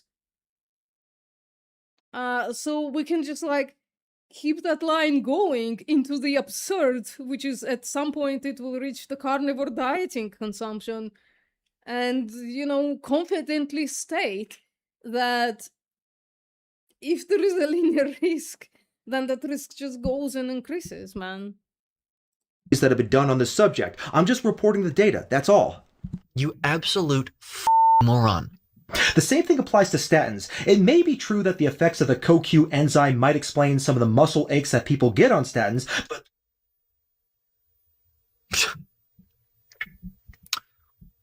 Okay. effects aren't anywhere near as I hate when people do that, and to be honest, I do that sometimes as well, but I hate myself right afterwards. Stop, dramatically look into the camera, and then go, okay, and continue, as if insinuating that something that was said was wrong, and then not stating what the wrong thing was. important as Eddie is implying. According to the results of the studies that have been done, and really when I say have been done, not have been done, have been released to the public. I mean, that would be fair. So some of the studies that are done might not get released, although that wouldn't be on the higher end of the scientific evidence, because every RCT causes, as I've already stated, $400,000, $500,000, right? Just an incredible amount of money. And if you've done that RCT, you're gonna release it. An RCT is going to be released. Now, private companies have all kinds of like interventional studies that they can like do, and if the outcome data is not great, they're gonna scratch that. But they can do it because it's not an RCT, so it might not get. I was a study coordinator on a couple of those. It's not gonna be necessarily controlled. And then when it is controlled, you're gonna, like, as a private company, you're gonna cook the data a little bit, to be honest. Might be, right? Like, especially the supplement studies. But if you're a university study and you're doing an RCT, that shit is gonna be released 100% of the time. Epidemiological study is gonna be also expensive. It's gonna be released 100% of the time. Nobody's fucking burying the studies, except maybe the supplement companies. That's about it. Like, genuinely, I think the collagen pandering supplement studies, like, probably a bunch of them are buried, but the rest, nah, they're gonna be out. Some of them are not even able to be accessed. Did you know that? I wrote about this in my book, Contraindicated. Why would it cost so much for an RCT? A couple of reasons. Let me open my thingy. A couple of reasons. So I've never looked into it. I did run a few RCTs, like, as like a secondary staff. I got paid by many RCTs. So first of all, staff like me, you gotta pay a study coordinator. So study staff is gonna be some money. Study designer is gonna take the most money probably, because it's all hinges on them. Like if you have a good study design, it just like sets you up for success. And then statistician, um so it's gonna be, let me make this bigger for you guys. It's gonna be volunteer recruitment. That's gonna be a bit not cheap, because what you would probably do, it depends on what you want. If you want the wider population, you're probably gonna put an ad in the paper or something like that, right? And people can contact you. And then you're gonna have a person, one of the study staff, who's constantly answering the phone, and then, do that. So there's a bunch of stuff like, I don't know, like informed consent, form, translation. That is costly as fuck. So consent, I think the spelling is, never know. Translation, right? That's going to be incredibly expensive to translate the informed consent. What else? Now you have volunteer recruitment. Now you have intervention. Intervention costs a lot of money. So, for instance, you want to feed them to two types of diets, right? Like you have to constantly also, if they are not in a metabolic ward is going to cost like a shitload. So metabolic ward, you basically need facilities to lock up a bunch of people for a while, right? That's expensive. Another thing that is going to cost you is constantly reminding them. So that's still study staff. It's basically study staff is going to pay, drink the most money, to be honest. It depends on what the intervention, right? Sometimes an intervention itself is going to be very costly. And then you have things like, in some places you have to pay for the review board. Where I am, you don't have to. It's going to be for free, but in some places you would. And just like shitload of things, so many things. Such a study from cradle to grave is going to take a couple of years. And through that entire time, you're paying at least 2 salaries. And most of the time, like 3, 4, 5, right? So just that. Just like hiring me, for instance, would cost around $40,000 a year. And let's say you do this for 2 years. That's expensive. Yeah, so that kind of stuff. Indicated in chapter 4. But here he brings up a conspiracy theory about the data on statins being suppressed. But even if it were, I don't think it matters, because if statins could shut down your mitochondria and kill you, we would know by now just through an overwhelming number of case reports. But as I showed earlier, statins reduce the risk of dying, and any effect on the mitochondria is minor and won't cause much more than just occasional muscle aches. Yeah, like my ex-boss, she used to be a study designer, study monitor, and she would run the studies and basically be one of the primary investigators on it. That's like her full-time, like, I guess not full-time, that's her part-time job. And I would be employed by her. Now, back then, she would employ me when she can, when she has the budget. And so I would be just like incredibly part-time and not... not something that I can trust. So I would have to, while working for her, also work for a restaurant for a living, for like on the weekends, right? So but a lot of people would not agree to do what I did, right? Like a lot of people would say, no, just give me a job or I'm walking away, right? Basically.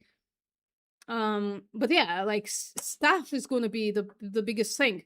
And now hiring me would be like $40,000, maybe 30, maybe around 30. But hiring a study designer That's a crazy amount of expertise. That's going to be at least $100 an hour for that person. Just that. If you aggregate the amount of time that you live for when you take statins versus when you don't take statins, you're gaining either a median or a mean, I don't know, can't remember, of less than 4 days of life. That's a nice argument, Senator. Why don't you back it up with a source? My source is that I made it the fuck up. Okay, so pre and post, CoQ10 fold difference from pre. Well, hold on a minute. So, okay. This is the CoQ. Doesn't matter how long it takes. We're gonna finish this video today, guys. It's we have only 14 minutes left, so let's go. Supplementation group. Okay. And then post, they had more. And then the placebo group, it was pre and post, which was basically the exact same here. I never know how to read this shit. In the units that were measured here. 1, 2, I don't know what the unit is, but okay, fine. So, Yeah, that's really lazy. You don't even know what the units are. And you commenting on a graph. Are you out of your goddamn mind? At least find out what the units are. It usually says so under the graph. Eddie looked at a graph from a study I presented, and without reading the study, he just speculated about what the error bars were on the graph. He doesn't give any real rebuttal to the study because he didn't read it, of course, so let's just go ahead and move on. Anyway, also you should look into the association, Cody's doctor, of, well, Look at him, how in love he is with himself. Eddie, I think you're obsessed with yourself. More than I'm obsessed with you. taking populations and the presentation within those populations of ALS, an invariably fatal neurological condition, which is somewhere in the ranges of 11,000% or something like that, relative increase. I can put the study on the screen. He claims that the study shows that statins cause ALS, but of course, this is just associative data, so why does Eddie even care what a hypocrite. about this data at all? Based on his own standards, it should be worthless. I mean, could it have something to do with the fact that it tells him something he wants to hear? Nah, I'm sure that's not possible. This review article, quote, animal food-centered diets may increase cardiovascular... See that word may? You see that word may there? Because it can't inform upon it? Well, here's the thing. Here's the difference between an actual researcher and a quack. A quack will use a black and white language, a certain language that will say always and never, and this causes, and the researchers will say this may increase, this association, causality increases risk, right? They're going to soften the language because they realize that you need a huge amount of evidence to actually make a causal claim, and they're not necessarily able to do that because, well, they're not necessarily are willing to do that because that paper, not like a YouTube video, is going to be critiqued by their peers. And their peers might say, hey, hold on. Lower your fucking credence in this, because you don't necessarily have a justification in saying this causes this, right? You need this amount of data more for that to happen. A datum that we have for saying that LDL causes atherosclerotic cardiovascular disease. like receptor signaling due to increased serum endotoxins and oxidized LDL cholesterol. Oxidized LDL is the result of LDL particles remaining in the bloodstream for longer than they ought to remain in indicated scenarios. We covered. Well, how would you, even if true, I don't know if it's true or not, because who gives a shit. None of this matters. Even if true, Eddie, how are you going to get rid of those particles from your blood when you keep shoving them through your face and then, they get into your bloodstream every fucking single day? So chronically, you're going to consume the thing that increases the particles in your blood and then say, well, it only happens when you increase the particles in your blood. Yeah, you're doing that. So you're not doing anything to mitigate that. What are you going to do to mitigate that? Oxidized LDL. cardiovascular lipotoxicity, increased renin-angiotensin system components, and subsequent angiotensin II type 1. Right. So this is actually an example of inappropriate. Well, I mean, not even really inappropriate. You can do what you want, but mechanistic speculation based on data that is insufficient. How does he know that the data is insufficient? He didn't even bother to read the study. He just speculates about where the data comes from, and since it doesn't confirm his biases, he just dismisses the data outright. That's Eddie's modus operandi in a nutshell. Now, you really convinced me that the internet, especially YouTube, desperately needs more oversight and moderation in order to protect people from the kind of... Oh, wow. So he's also in favor of censorship. I mean, yeah, Eddie, you should be censored because you exploit the lack of understanding of people, of which data is correlated with health outcome and which data isn't, right? You exploit that for personal gain. I don't know. I'm going back and forth on whether Eddie is like a true zealot or not. I'm thinking he kind of is. But once in a while he exploits his audience so well that I'm like, if he, I don't know, like some people you can see that they exploit the audience. Like I think Sean Baker exploits his audience. I think Anthony Chaffee is a true zealot. Ken Berry, we know, exploits the audience. We know he's not haven't been a carnivore on a carnivore diet for literal ages. Yeah, so it's kind of, I don't know, weird. So the point is though, yeah, some things I don't even know if they should be censored, but we should teach people to have less credence in those things, at the least. I mean, look, this gets into another conversation surrounding, how should YouTube, since it's a private company, be able to enforce that rule however they want? Well, they do. If something is like a truly misinformation and it's reported enough, it's gonna go off. It just happens that nutritional science, literally almost nobody knows what they're talking about. And people like you, Eddie, make more money to YouTube than even people like Kevin, and definitely than people like me. I make no money for YouTube. Want to. I guess I do make money for YouTube. Obviously, they give me fucking pennies on the dollar for ad revenue, but that's about it. I don't have like any other forms of monetization from which they could clip 30%. So I don't have that.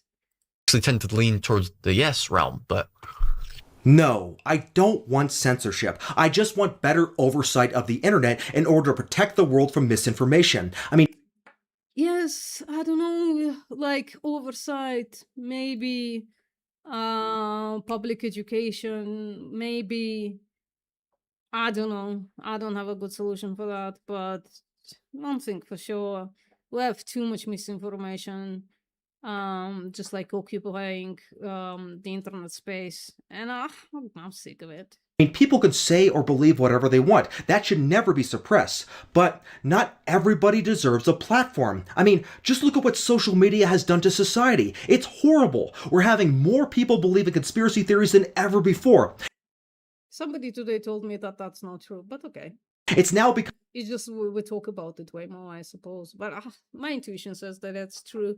I've seen people flip during the COVID. I saw people that are generally rational totally flip into conspiracies. I don't know if that means maybe other people flipped out of conspiracies. Maybe that happened the opposite way as well. I don't know. Maybe we should find some data on it. I don't know. Become mainstream to believe that the moon landing was fake, that the point is, I'm not necessarily agreeing with Kevin. Generally, I would require data on that. Earth is flat, and that 9/11 was an inside job. I mean, people have been believing that the Earth is flat for the longest time. It's just I guess, yeah, they do have a platform, but I don't think they're convincing that many people. I think they're convincing the same amount of people as if they were talking among themselves on, I don't know, just like in the village or something. We have groups like QAnon committing... I mean, almost nobody fucking falls for flat Earth. QAnon, yeah, that shit was insane land. acts of violence. And yes, believing that high LDL cholesterol levels don't cause heart disease is yet another conspiracy theory that has been emboldened and amplified by social media. Yeah, it's one of the most detrimental ones, to be honest. It's really bad, really, really bad. Social media is absolutely to blame for this because their algorithms promote harmful content, and I am tired of them getting away with it. The status quo for the internet is clearly not working in society's interest, and all I want is for something to be done about it before we end up living in a post-truth society. Wow. Too late, Kevin. Sorry to say. Your dumb phone won't save us. So no one can ever cite an anecdote as a positive, as a reason to do something? Yeah, it's more likely to be fallacious than not. Even I fall for it. I do post hoc ergo propter hoc all the time. And I catch myself on it. Sometimes I catch myself on it. Sometimes other people catch me on it. It just fucking pops into my head all the fucking time. So yeah, we're just like unreliable narrators, and we should be our anecdotes should be going through the grinding machine of scientific method. Otherwise, yeah, they're meaningless. Not only are they meaningless, at some point you could even go by the heuristic of anecdotes are just like the opposite is true. It could be. Really, truly. At some point, the percentage is going to flip and say, well, in 70% of the time, in 70% of the time, the anecdote is wrong. It's misleading me. So I might as well, when I do an anecdote, when I say, oh, I'm feeling this, post this thing, I should probably go, nah, and go the opposite direction. That would save me in like, in 70% of the time, maybe. I'm just inventing the numbers, but just like to prove a point, right? So don't take this as like evidence for anything. Because actually, that's how things work. Someone tells you their experience with something, and they go, "Oh wow, I think I might try that," and then they. Yeah, that's a terrible idea. We should stop doing that.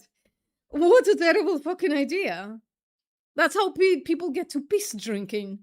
You know how fantastically peace drinkers describe the bodily experiences after starting drinking piss? An insane amount. Magic. Peace is magic. Are you gonna start drinking piss, Eddie? They do it, and they see if it works Maybe. for them. That's Maybe Eddie would. Maybe we should ask him if Eddie would start piss drinking if he hears enough anecdotes of piss drinkers saying, oh, it's like amazing, I never felt better before than never felt better in my life or something like that. My light is dead, guys. It's dying. I don't know what to do. Guess it's time for a new O-ring, or maybe some contact is not going through. I don't know. It's really sad. My light. typically that's how that works. All we have are anecdotes, really. Sure. Oh, we have our anecdotes? Oh my god, that's the saddest thing I've ever heard. I'm gonna cry, actually. All we have are anecdotes? God, that can't be true. Because if that was be true, if that's true, we're doomed.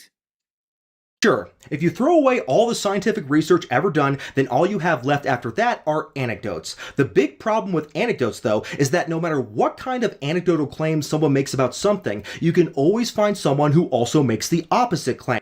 True. You can find the ex-vegans who are like, veganism ruined my life. But you can also find the current vegans who are like, veganism, and I mean plant-based diet, whatever, has like revolutionized my life, right? And in fact, you're more likely to find the positive claim than you are to find the negative claim. Maybe in veganism it's kind of twisted around. I don't know about that. Like, I don't know. I guess it's more propagated by the social media when it's the ex-vegan and not when it's the current plant-based person. But we never hear from the piss drinkers that piss ruined their life. Drinking piss ruined their lives, do we? But we do hear that the peace drinkers say, "Oh my God, the revolution is my life. I feel so much better. I feel the healthiest. It's this mechanism and this mechanism and this mechanism." They'll give you an entire fucking booklet of scientific explanation for why we should be drinking piss. There are plenty of people who have quit the carnivore diet claiming it caused them health problems, just as there are people who claim veganism didn't work for them. That's why the best way to determine who's right is by looking at high-quality clinical research with proper controls and sufficient sample sizes. But Kevin, we don't have that for carnivore dieters, so what an unreasonable thing to ask for. There's not the carnivore diet trademark. There are many carnivore diets, some of which I mean, allow me to disagree. There are like 3 or 4 permutations of a carnivore diet, but most of them are absolutely fucking basic, right? It's either beef on water only, beef salt water, or beef bacon and eggs, or beef bacon butter and eggs, or shit like that, right? Like there are 4 or 5 permutations, and all of them are fucking animal fat max, right? So I don't even think it matters that much. I don't know if there is like enough difference between beef and butter and just beef for us to say. I mean, we literally, here's the point, we literally don't fucking know. We literally don't fucking know because there's no research on this. Like diet isolates, I suppose. Not only is there no research on a carnivore diet, there is no research comparing the several permutations of a carnivore diet, and therefore we have no reason to think that there are differences between those. are appropriate. Where we can absolutely show, I mean, we could show with evidence that Eddie rejects, right? The way we could show with evidence that I support that the permutation of a vegan diet that only goes for, that is like a fruitarian diet, incredibly low protein, incredibly high fruit diet. It's probably one of the worst permutations, and we can make an inference of that through other research that we have. We don't necessarily have research on fruitarian diets, but we have research on diets eliminating one of 2 parameters of that, right? Like, so we can make inferences from that. And we can make inferences on the carnivore diet. You're just not going to like them, Eddie, because they're going to show that it's shit. Some of which are ostensibly inappropriate according to the Darwinian principles of evolution. Ooga booga. I'd agree that there is no unique carnivore diet, but it doesn't matter because all of them are bad. Literally all these carnivore influencers have some sort of conflict of interest since they're all selling something related to what they're promoting, like supplements, books, or programs. They promote the carnivore diet. Oh, so this is all now about money. Of course, because if we really want to make money, we would promote the most fringe diet ever. I mean, you're doing a good job, Eddie. I bet your paycheck is just fine. Right. I mean, of course. That would be the easiest thing to do, right? It wouldn't be like, Well, here's the thing. Carnivore dieters, just by elimination, are gonna be way richer than other people.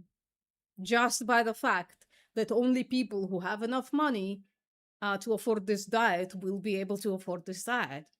And then, so they can send the $50 super chats to Anthony Chaffee.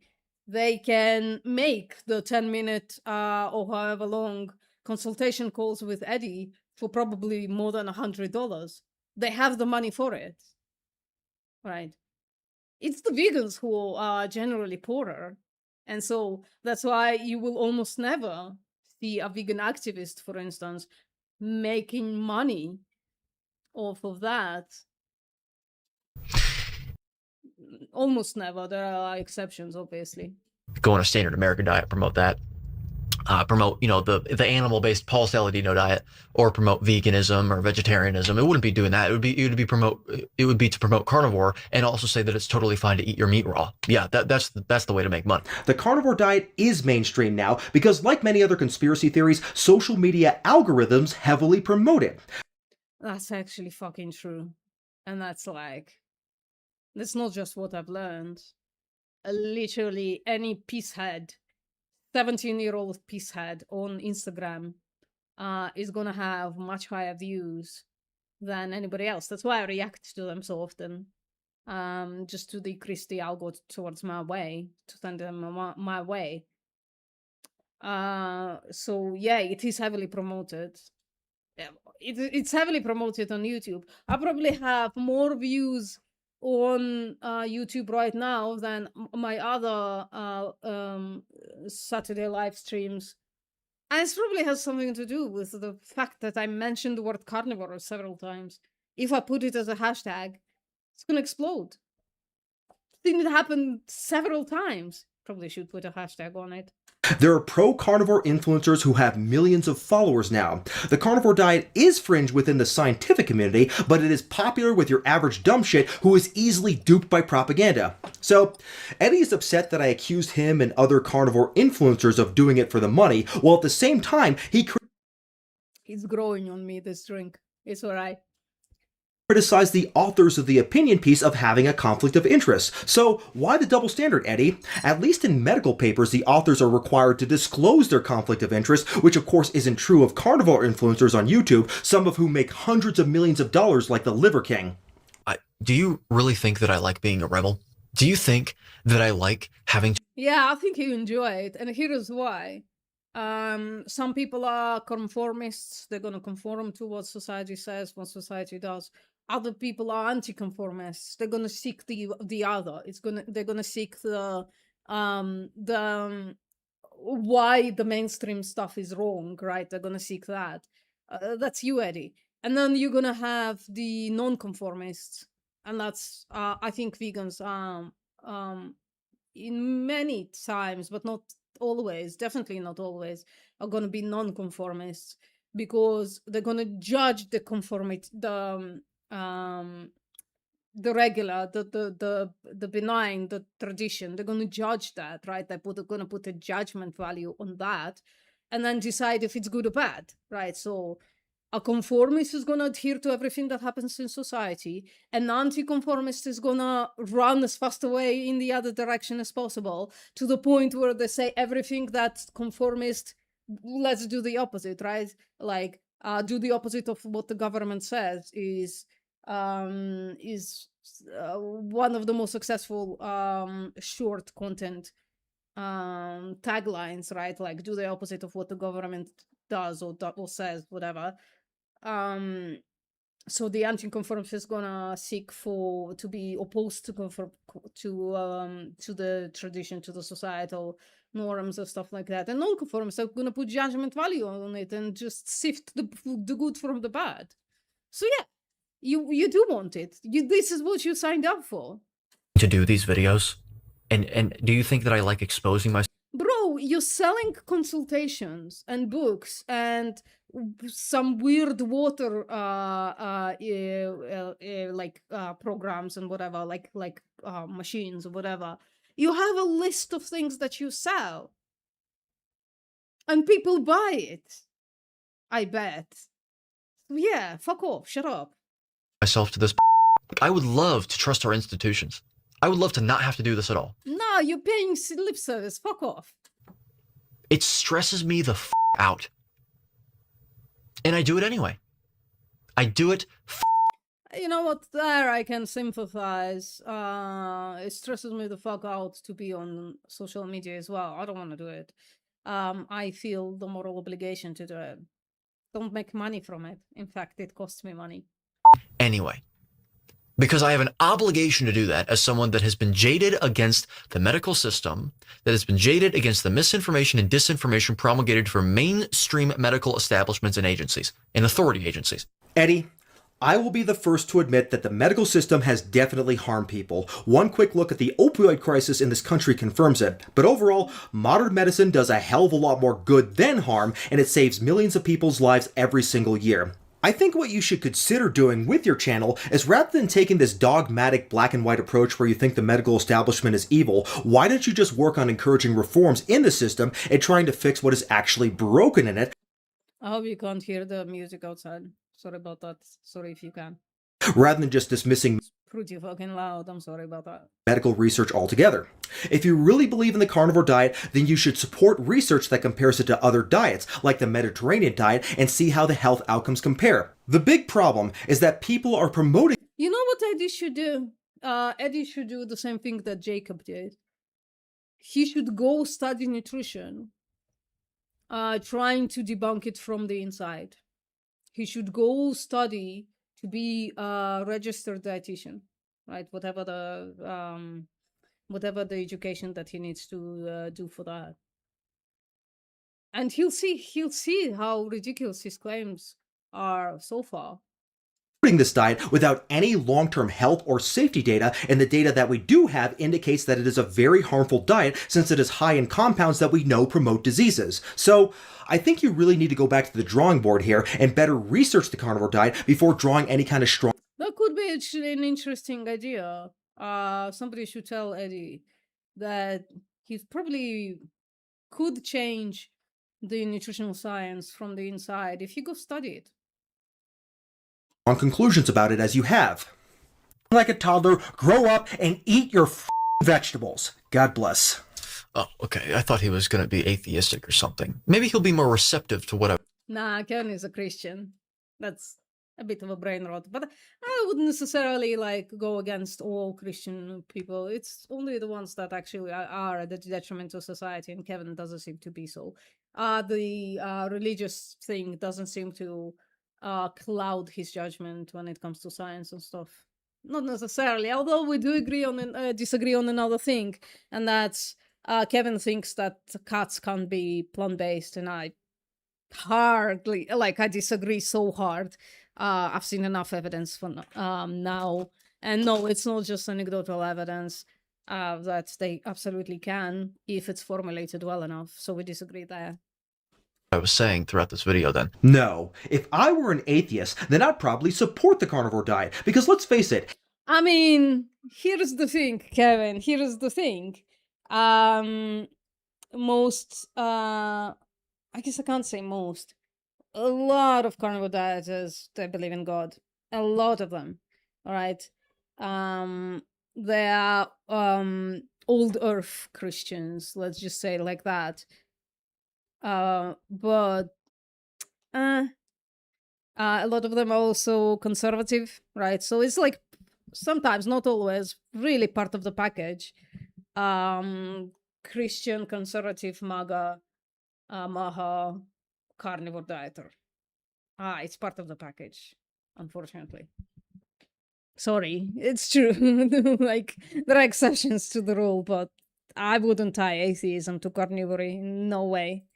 Atheism is an ideology for internet edgelords, and the carnivore diet is an edgelord troll diet, so it's clearly not for me. So anyways, let's go ahead and get into the anthropological data that I mentioned that I would cover earlier, but before I do, this has been a very long video, so I need to wash my face, change my shirt, and take a shower because I've been sweating like crazy, so I'll be right back. So, since I made my carnivore diet video, I found even more evidence that a purely carnivorous diet is not in any way good, healthy, or even natural, contrary to what they claim. For example, if you look at the population of people... Look at his shirt. What a Chad. What a Chad. Who have the greatest longevity in the world, you find the so-called blue zones, where people consistently live to be over 100 years old. Now, if you look at the diet... NGK, I'd adopt a cat from a shelter. If lab-grown meat was already cheap, available for cats. Well, cats can be plant-based though, so I don't know if that's necessary, to be honest. But there are already lab-grown meat snacks out there if you want to give them a treat, but they're not nutritionally complete. What is that?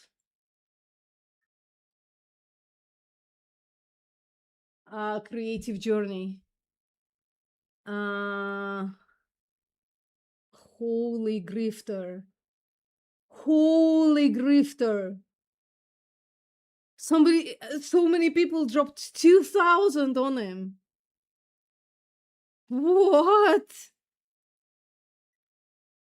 My name is Eddie Goeke. I'm using this platform to allow fans to offer one-time donations as opposed to recurring payments from subscriptions, Patreon, blah, blah, blah, to show support.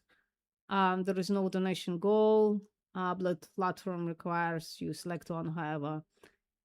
So this is why I've listed as 1,000.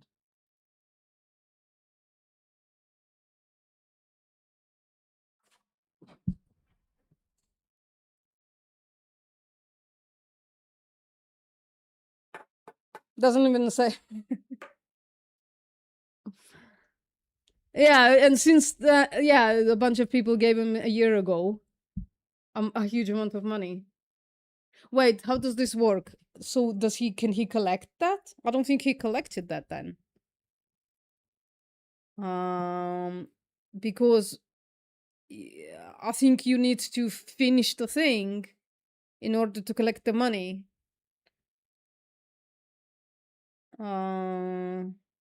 You can sort by date. Let's see. So those are top.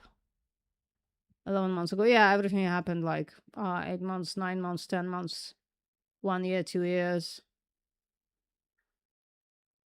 Yeah, carnivore dieters definitely have money. Bro, let me read what you're saying about this, because you guys seem to... Yeah, giving it treats is not enough to feed a cat. Yeah, but you can feed them plant-based diet, is what I'm saying. You don't have to wait for lab-grown meat. But it is more expensive, so I don't know, like, if you have the money for it. He has a GoFundMe. Like, Bianca, I'm not sure you don't know this about how you don't know this about me, but I've been working like, you know, we've been doing research on this, on cats being plant-based. It's 100%. I'm very convinced. Well, you know, my credence is pretty high in it at this point. 20K. Wait, somebody gave 20K? Where? No, I don't think so. Oh, altogether it's 20K. Yeah. It's also the same, dude. Peter is rich, yeah. Oh, yeah, it's the same guy who just dropped like...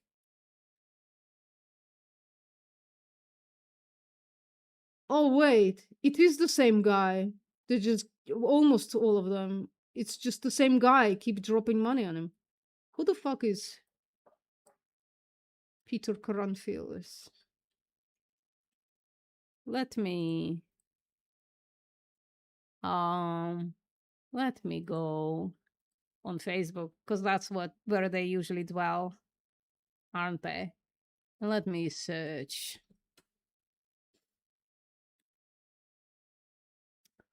So a bunch of them. No, that's just one.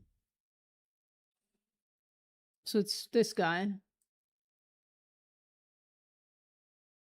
It's this guy.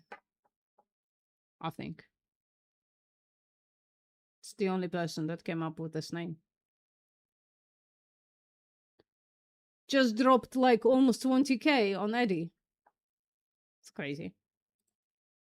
It's crazy.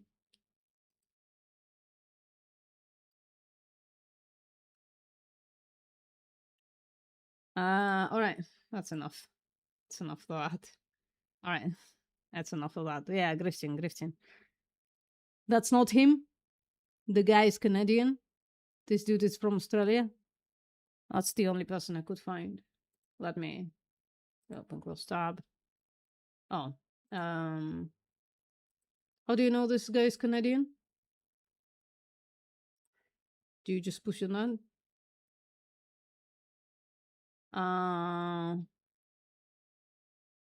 How do you know?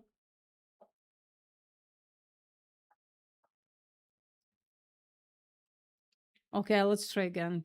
I guess. Jesus Christ, man.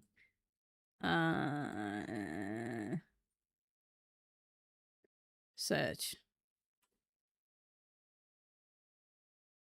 Oh, I guess the N is dropped.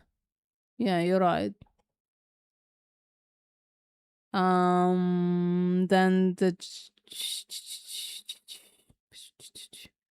people.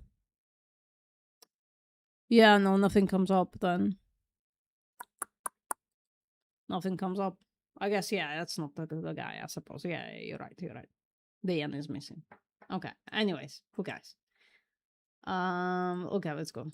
We gotta Of finish, these guys. different groups of people, the one thing they all have in common is that they eat mostly plants. There's also evidence that red meat specifically causes harm above and beyond its effects on increasing LDL cholesterol levels. For example, red meat intake has been linked to the onset of dementia.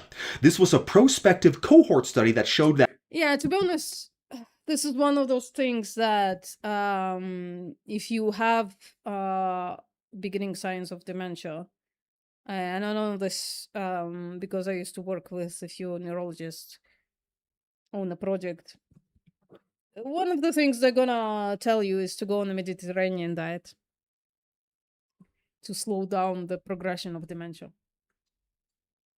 red meat consumption in the diet was associated with a 13 to 14% increase in the incidence of dementia and cognitive decline. Substituting almost any other food group for red meat would result in improved mental function. Another concern with eating meat is what's called advanced glycation end products, or AGEs. These AGEs are oxidizing and inflammatory agents that are present in uncooked animal-derived foods. So they are kind of analogous to the anti-nutrients in plants, but the difference here Wait, did you actually find that guy, Peter Curran Phyllis? Maybe I should have looked him up in a different place, huh? Just like straight up Google, huh? Is this the guy? Is this the guy? Yeah, it is. So he dropped like 20k on Eddie. Crazy. Now I know who is supporting Eddie. But here's the thing though, right? Like, I think if you don't close the campaign, you can't collect the money. So I don't think Eddie got that money. is Tell me if I'm wrong. that plant lectins and other so-called anti-nutrients actually decrease when cooking plants, whereas these AGEs actually increase when cooking meat. So raw meat is already bad, but cooked meat is even worse. Also, if carnivore dieters Oh, remember, I never looked into it, but remember Eddie saying that cooked meat is actually better than raw. You remember we watched that video? Yeah, this weirdo.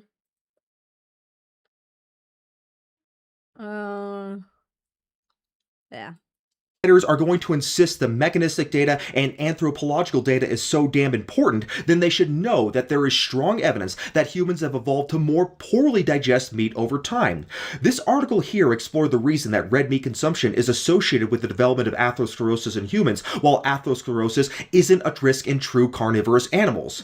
Unlike carnivores, humans lack a specific enzyme called NEU5GC, and they lost the gene for that enzyme 2 to 3 million years ago, which is around the time when the carnivore dieters claimed that humans were the That's funny. apex predators of the planet. The lack of this specific enzyme causes a whole spectrum of diseases in humans, including diabetes, increased LDL cholesterol, inflammation, and the acceleration of atherosclerosis. So, rather than being fine-tuned to eat meat, we are fine-tuned to We're almost ending, Ben, so... get sick from eating too much meat and not enough plants, which provide things like antioxidants that counteract all the negative effects of meat. So, yes, you keep every donation you receive on GoFundMe, even if you do not meet your final goal. The platform uses a keep it all model, meaning the goal. Well, it's okay if you don't reach your final goal. There is that's true of every goal from this type of site. But he didn't even you at least need to close down the event, surely. I've done this once. When I was a feminist activist, we collected donations through this kind of endeavor. Way smaller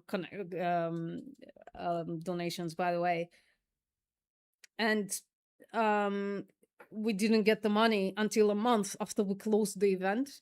And if you don't close the event, I think you just can't collect the money. Maybe on GoFundMe it's different. So it's different than reaching your final goal.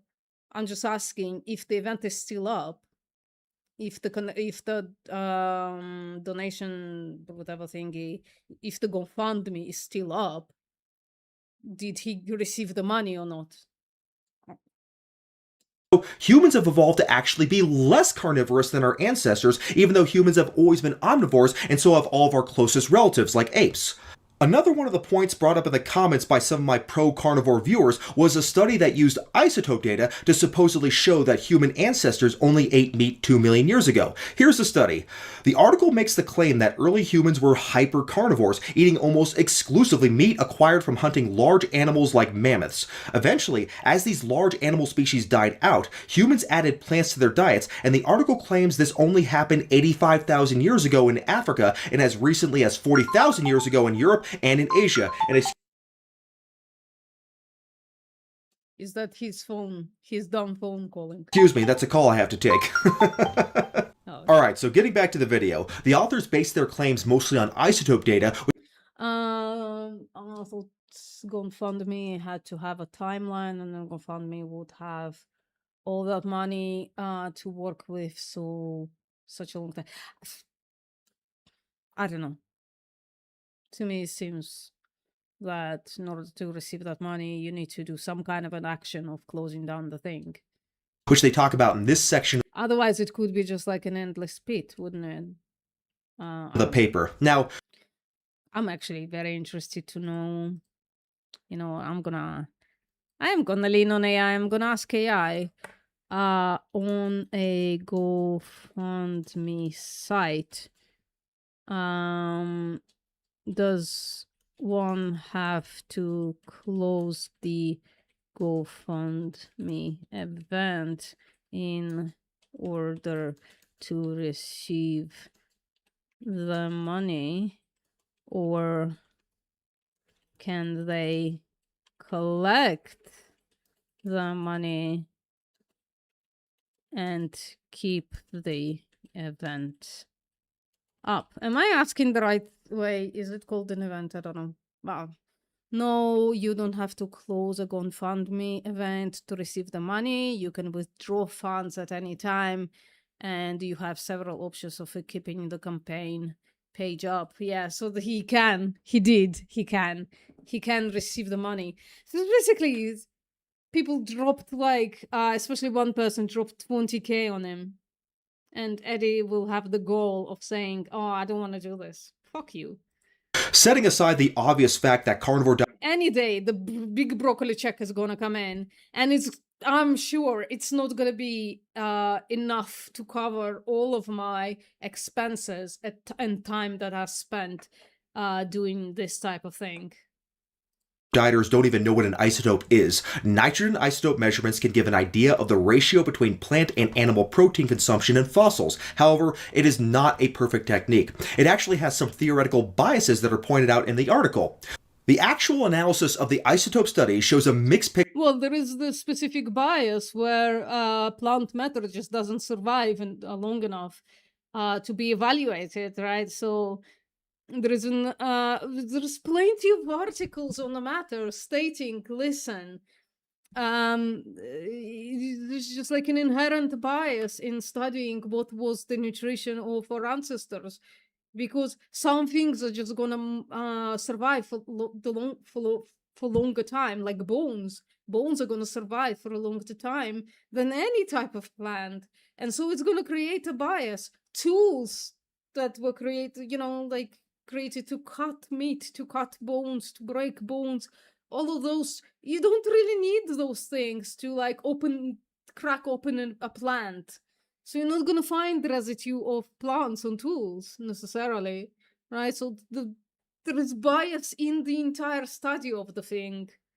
Picture which is not consistent with only meat consumption. The study doesn't even make the strong conclusion that humans were ever exclusively carnivores. They claim that during the Homo erectus and early Homo sapiens period, when there was a peak percentage animal diet, at most 70% of the diet was derived from animals. That's hardly an exclusively carnivorous diet. And after that brief moment in human history, meat eating declined and plant eating increased.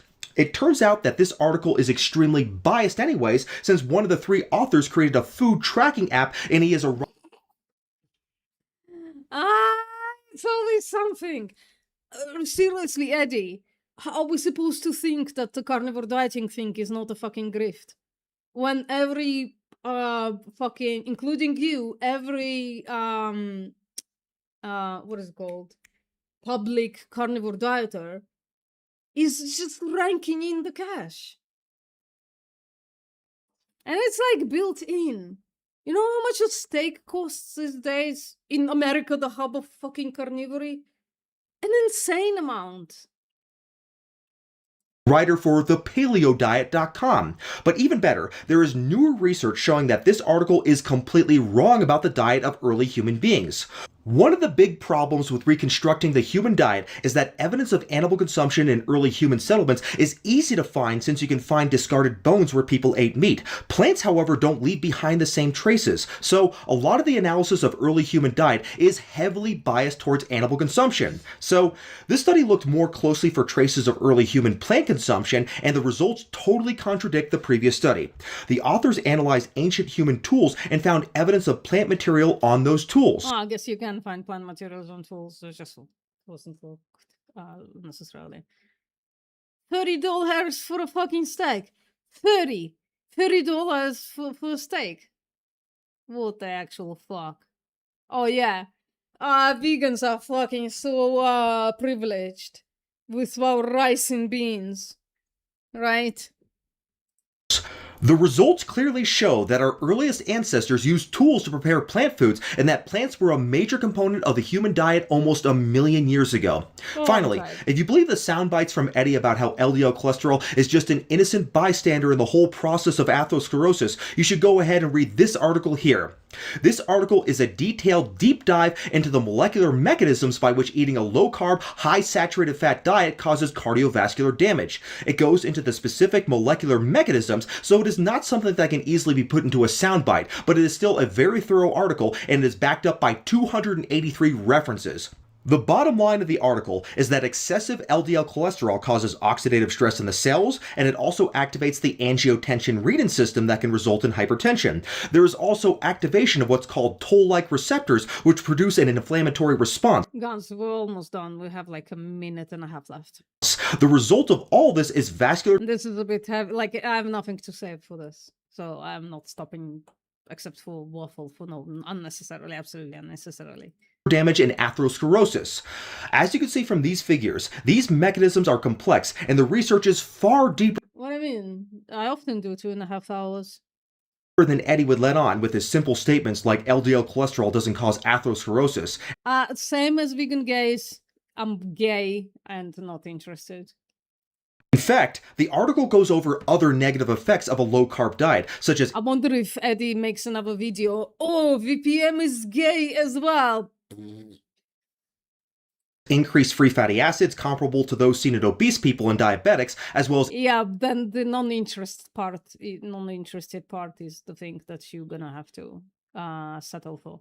increased insulin resistance. So, the evidence of the harm from a high saturated fat diet is even more overwhelming than what I presented in my first video on the carnivore diet. Alright, chooms, so as you can see, this video took a very long time to finish. It's already nighttime outside, so I better get to bed because I have work early tomorrow morning, but I'll just go ahead and conclude by telling Eddie this. I did not make these videos to hurt you or your channel. I have nothing against you, I definitely don't hate you or anything. I just felt that there wasn't enough pushback against the claims carnivore dieters make, so I wanted to say something because it was kind of bothering me for a little while. But now that I've said my piece, I feel satisfied, so you can go ahead and have the last word if you want to, but as for me, I think it's time for me to get back to my channel. Well, the thing is, Eddie never even saw this video because he still thinks that his 4-hour crash out debunked Kevin, which is a delusional thing to say.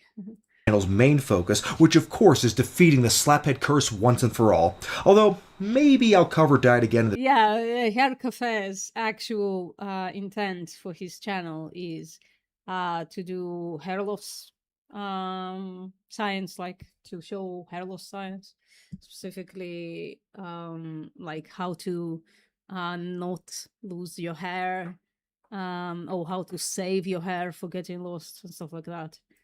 future. I mean, do you guys think I should cover the repeat diet? Let me know in the comment section if you made it this far, if you think I should cover the repeat diet. But anyways, thank you all so much for watching this very long video. What's the repeat diet? This guy. peat diet. I'm gonna assume that's how it's dry peat diet. Emphasizes high carbohydrate intake from fruit juices and honey, while limiting polyunsaturated fats and processed foods. It focuses on supporting metabolism and ferret function. Okay, so quack diet. All right. Good night and God bless.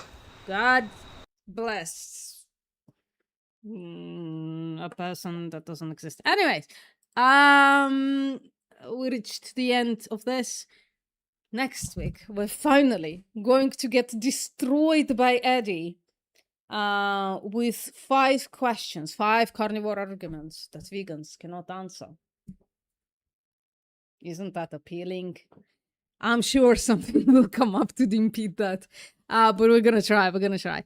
Guys, thank you very much for coming. I'll see you in my Discord server. We can have discussions there if you want to tag me more on the GoFundMe debacle if you want to continue the conversation there. We'll have a bunch of people there having all kinds of discussions, so join me there. And I'll see you next time.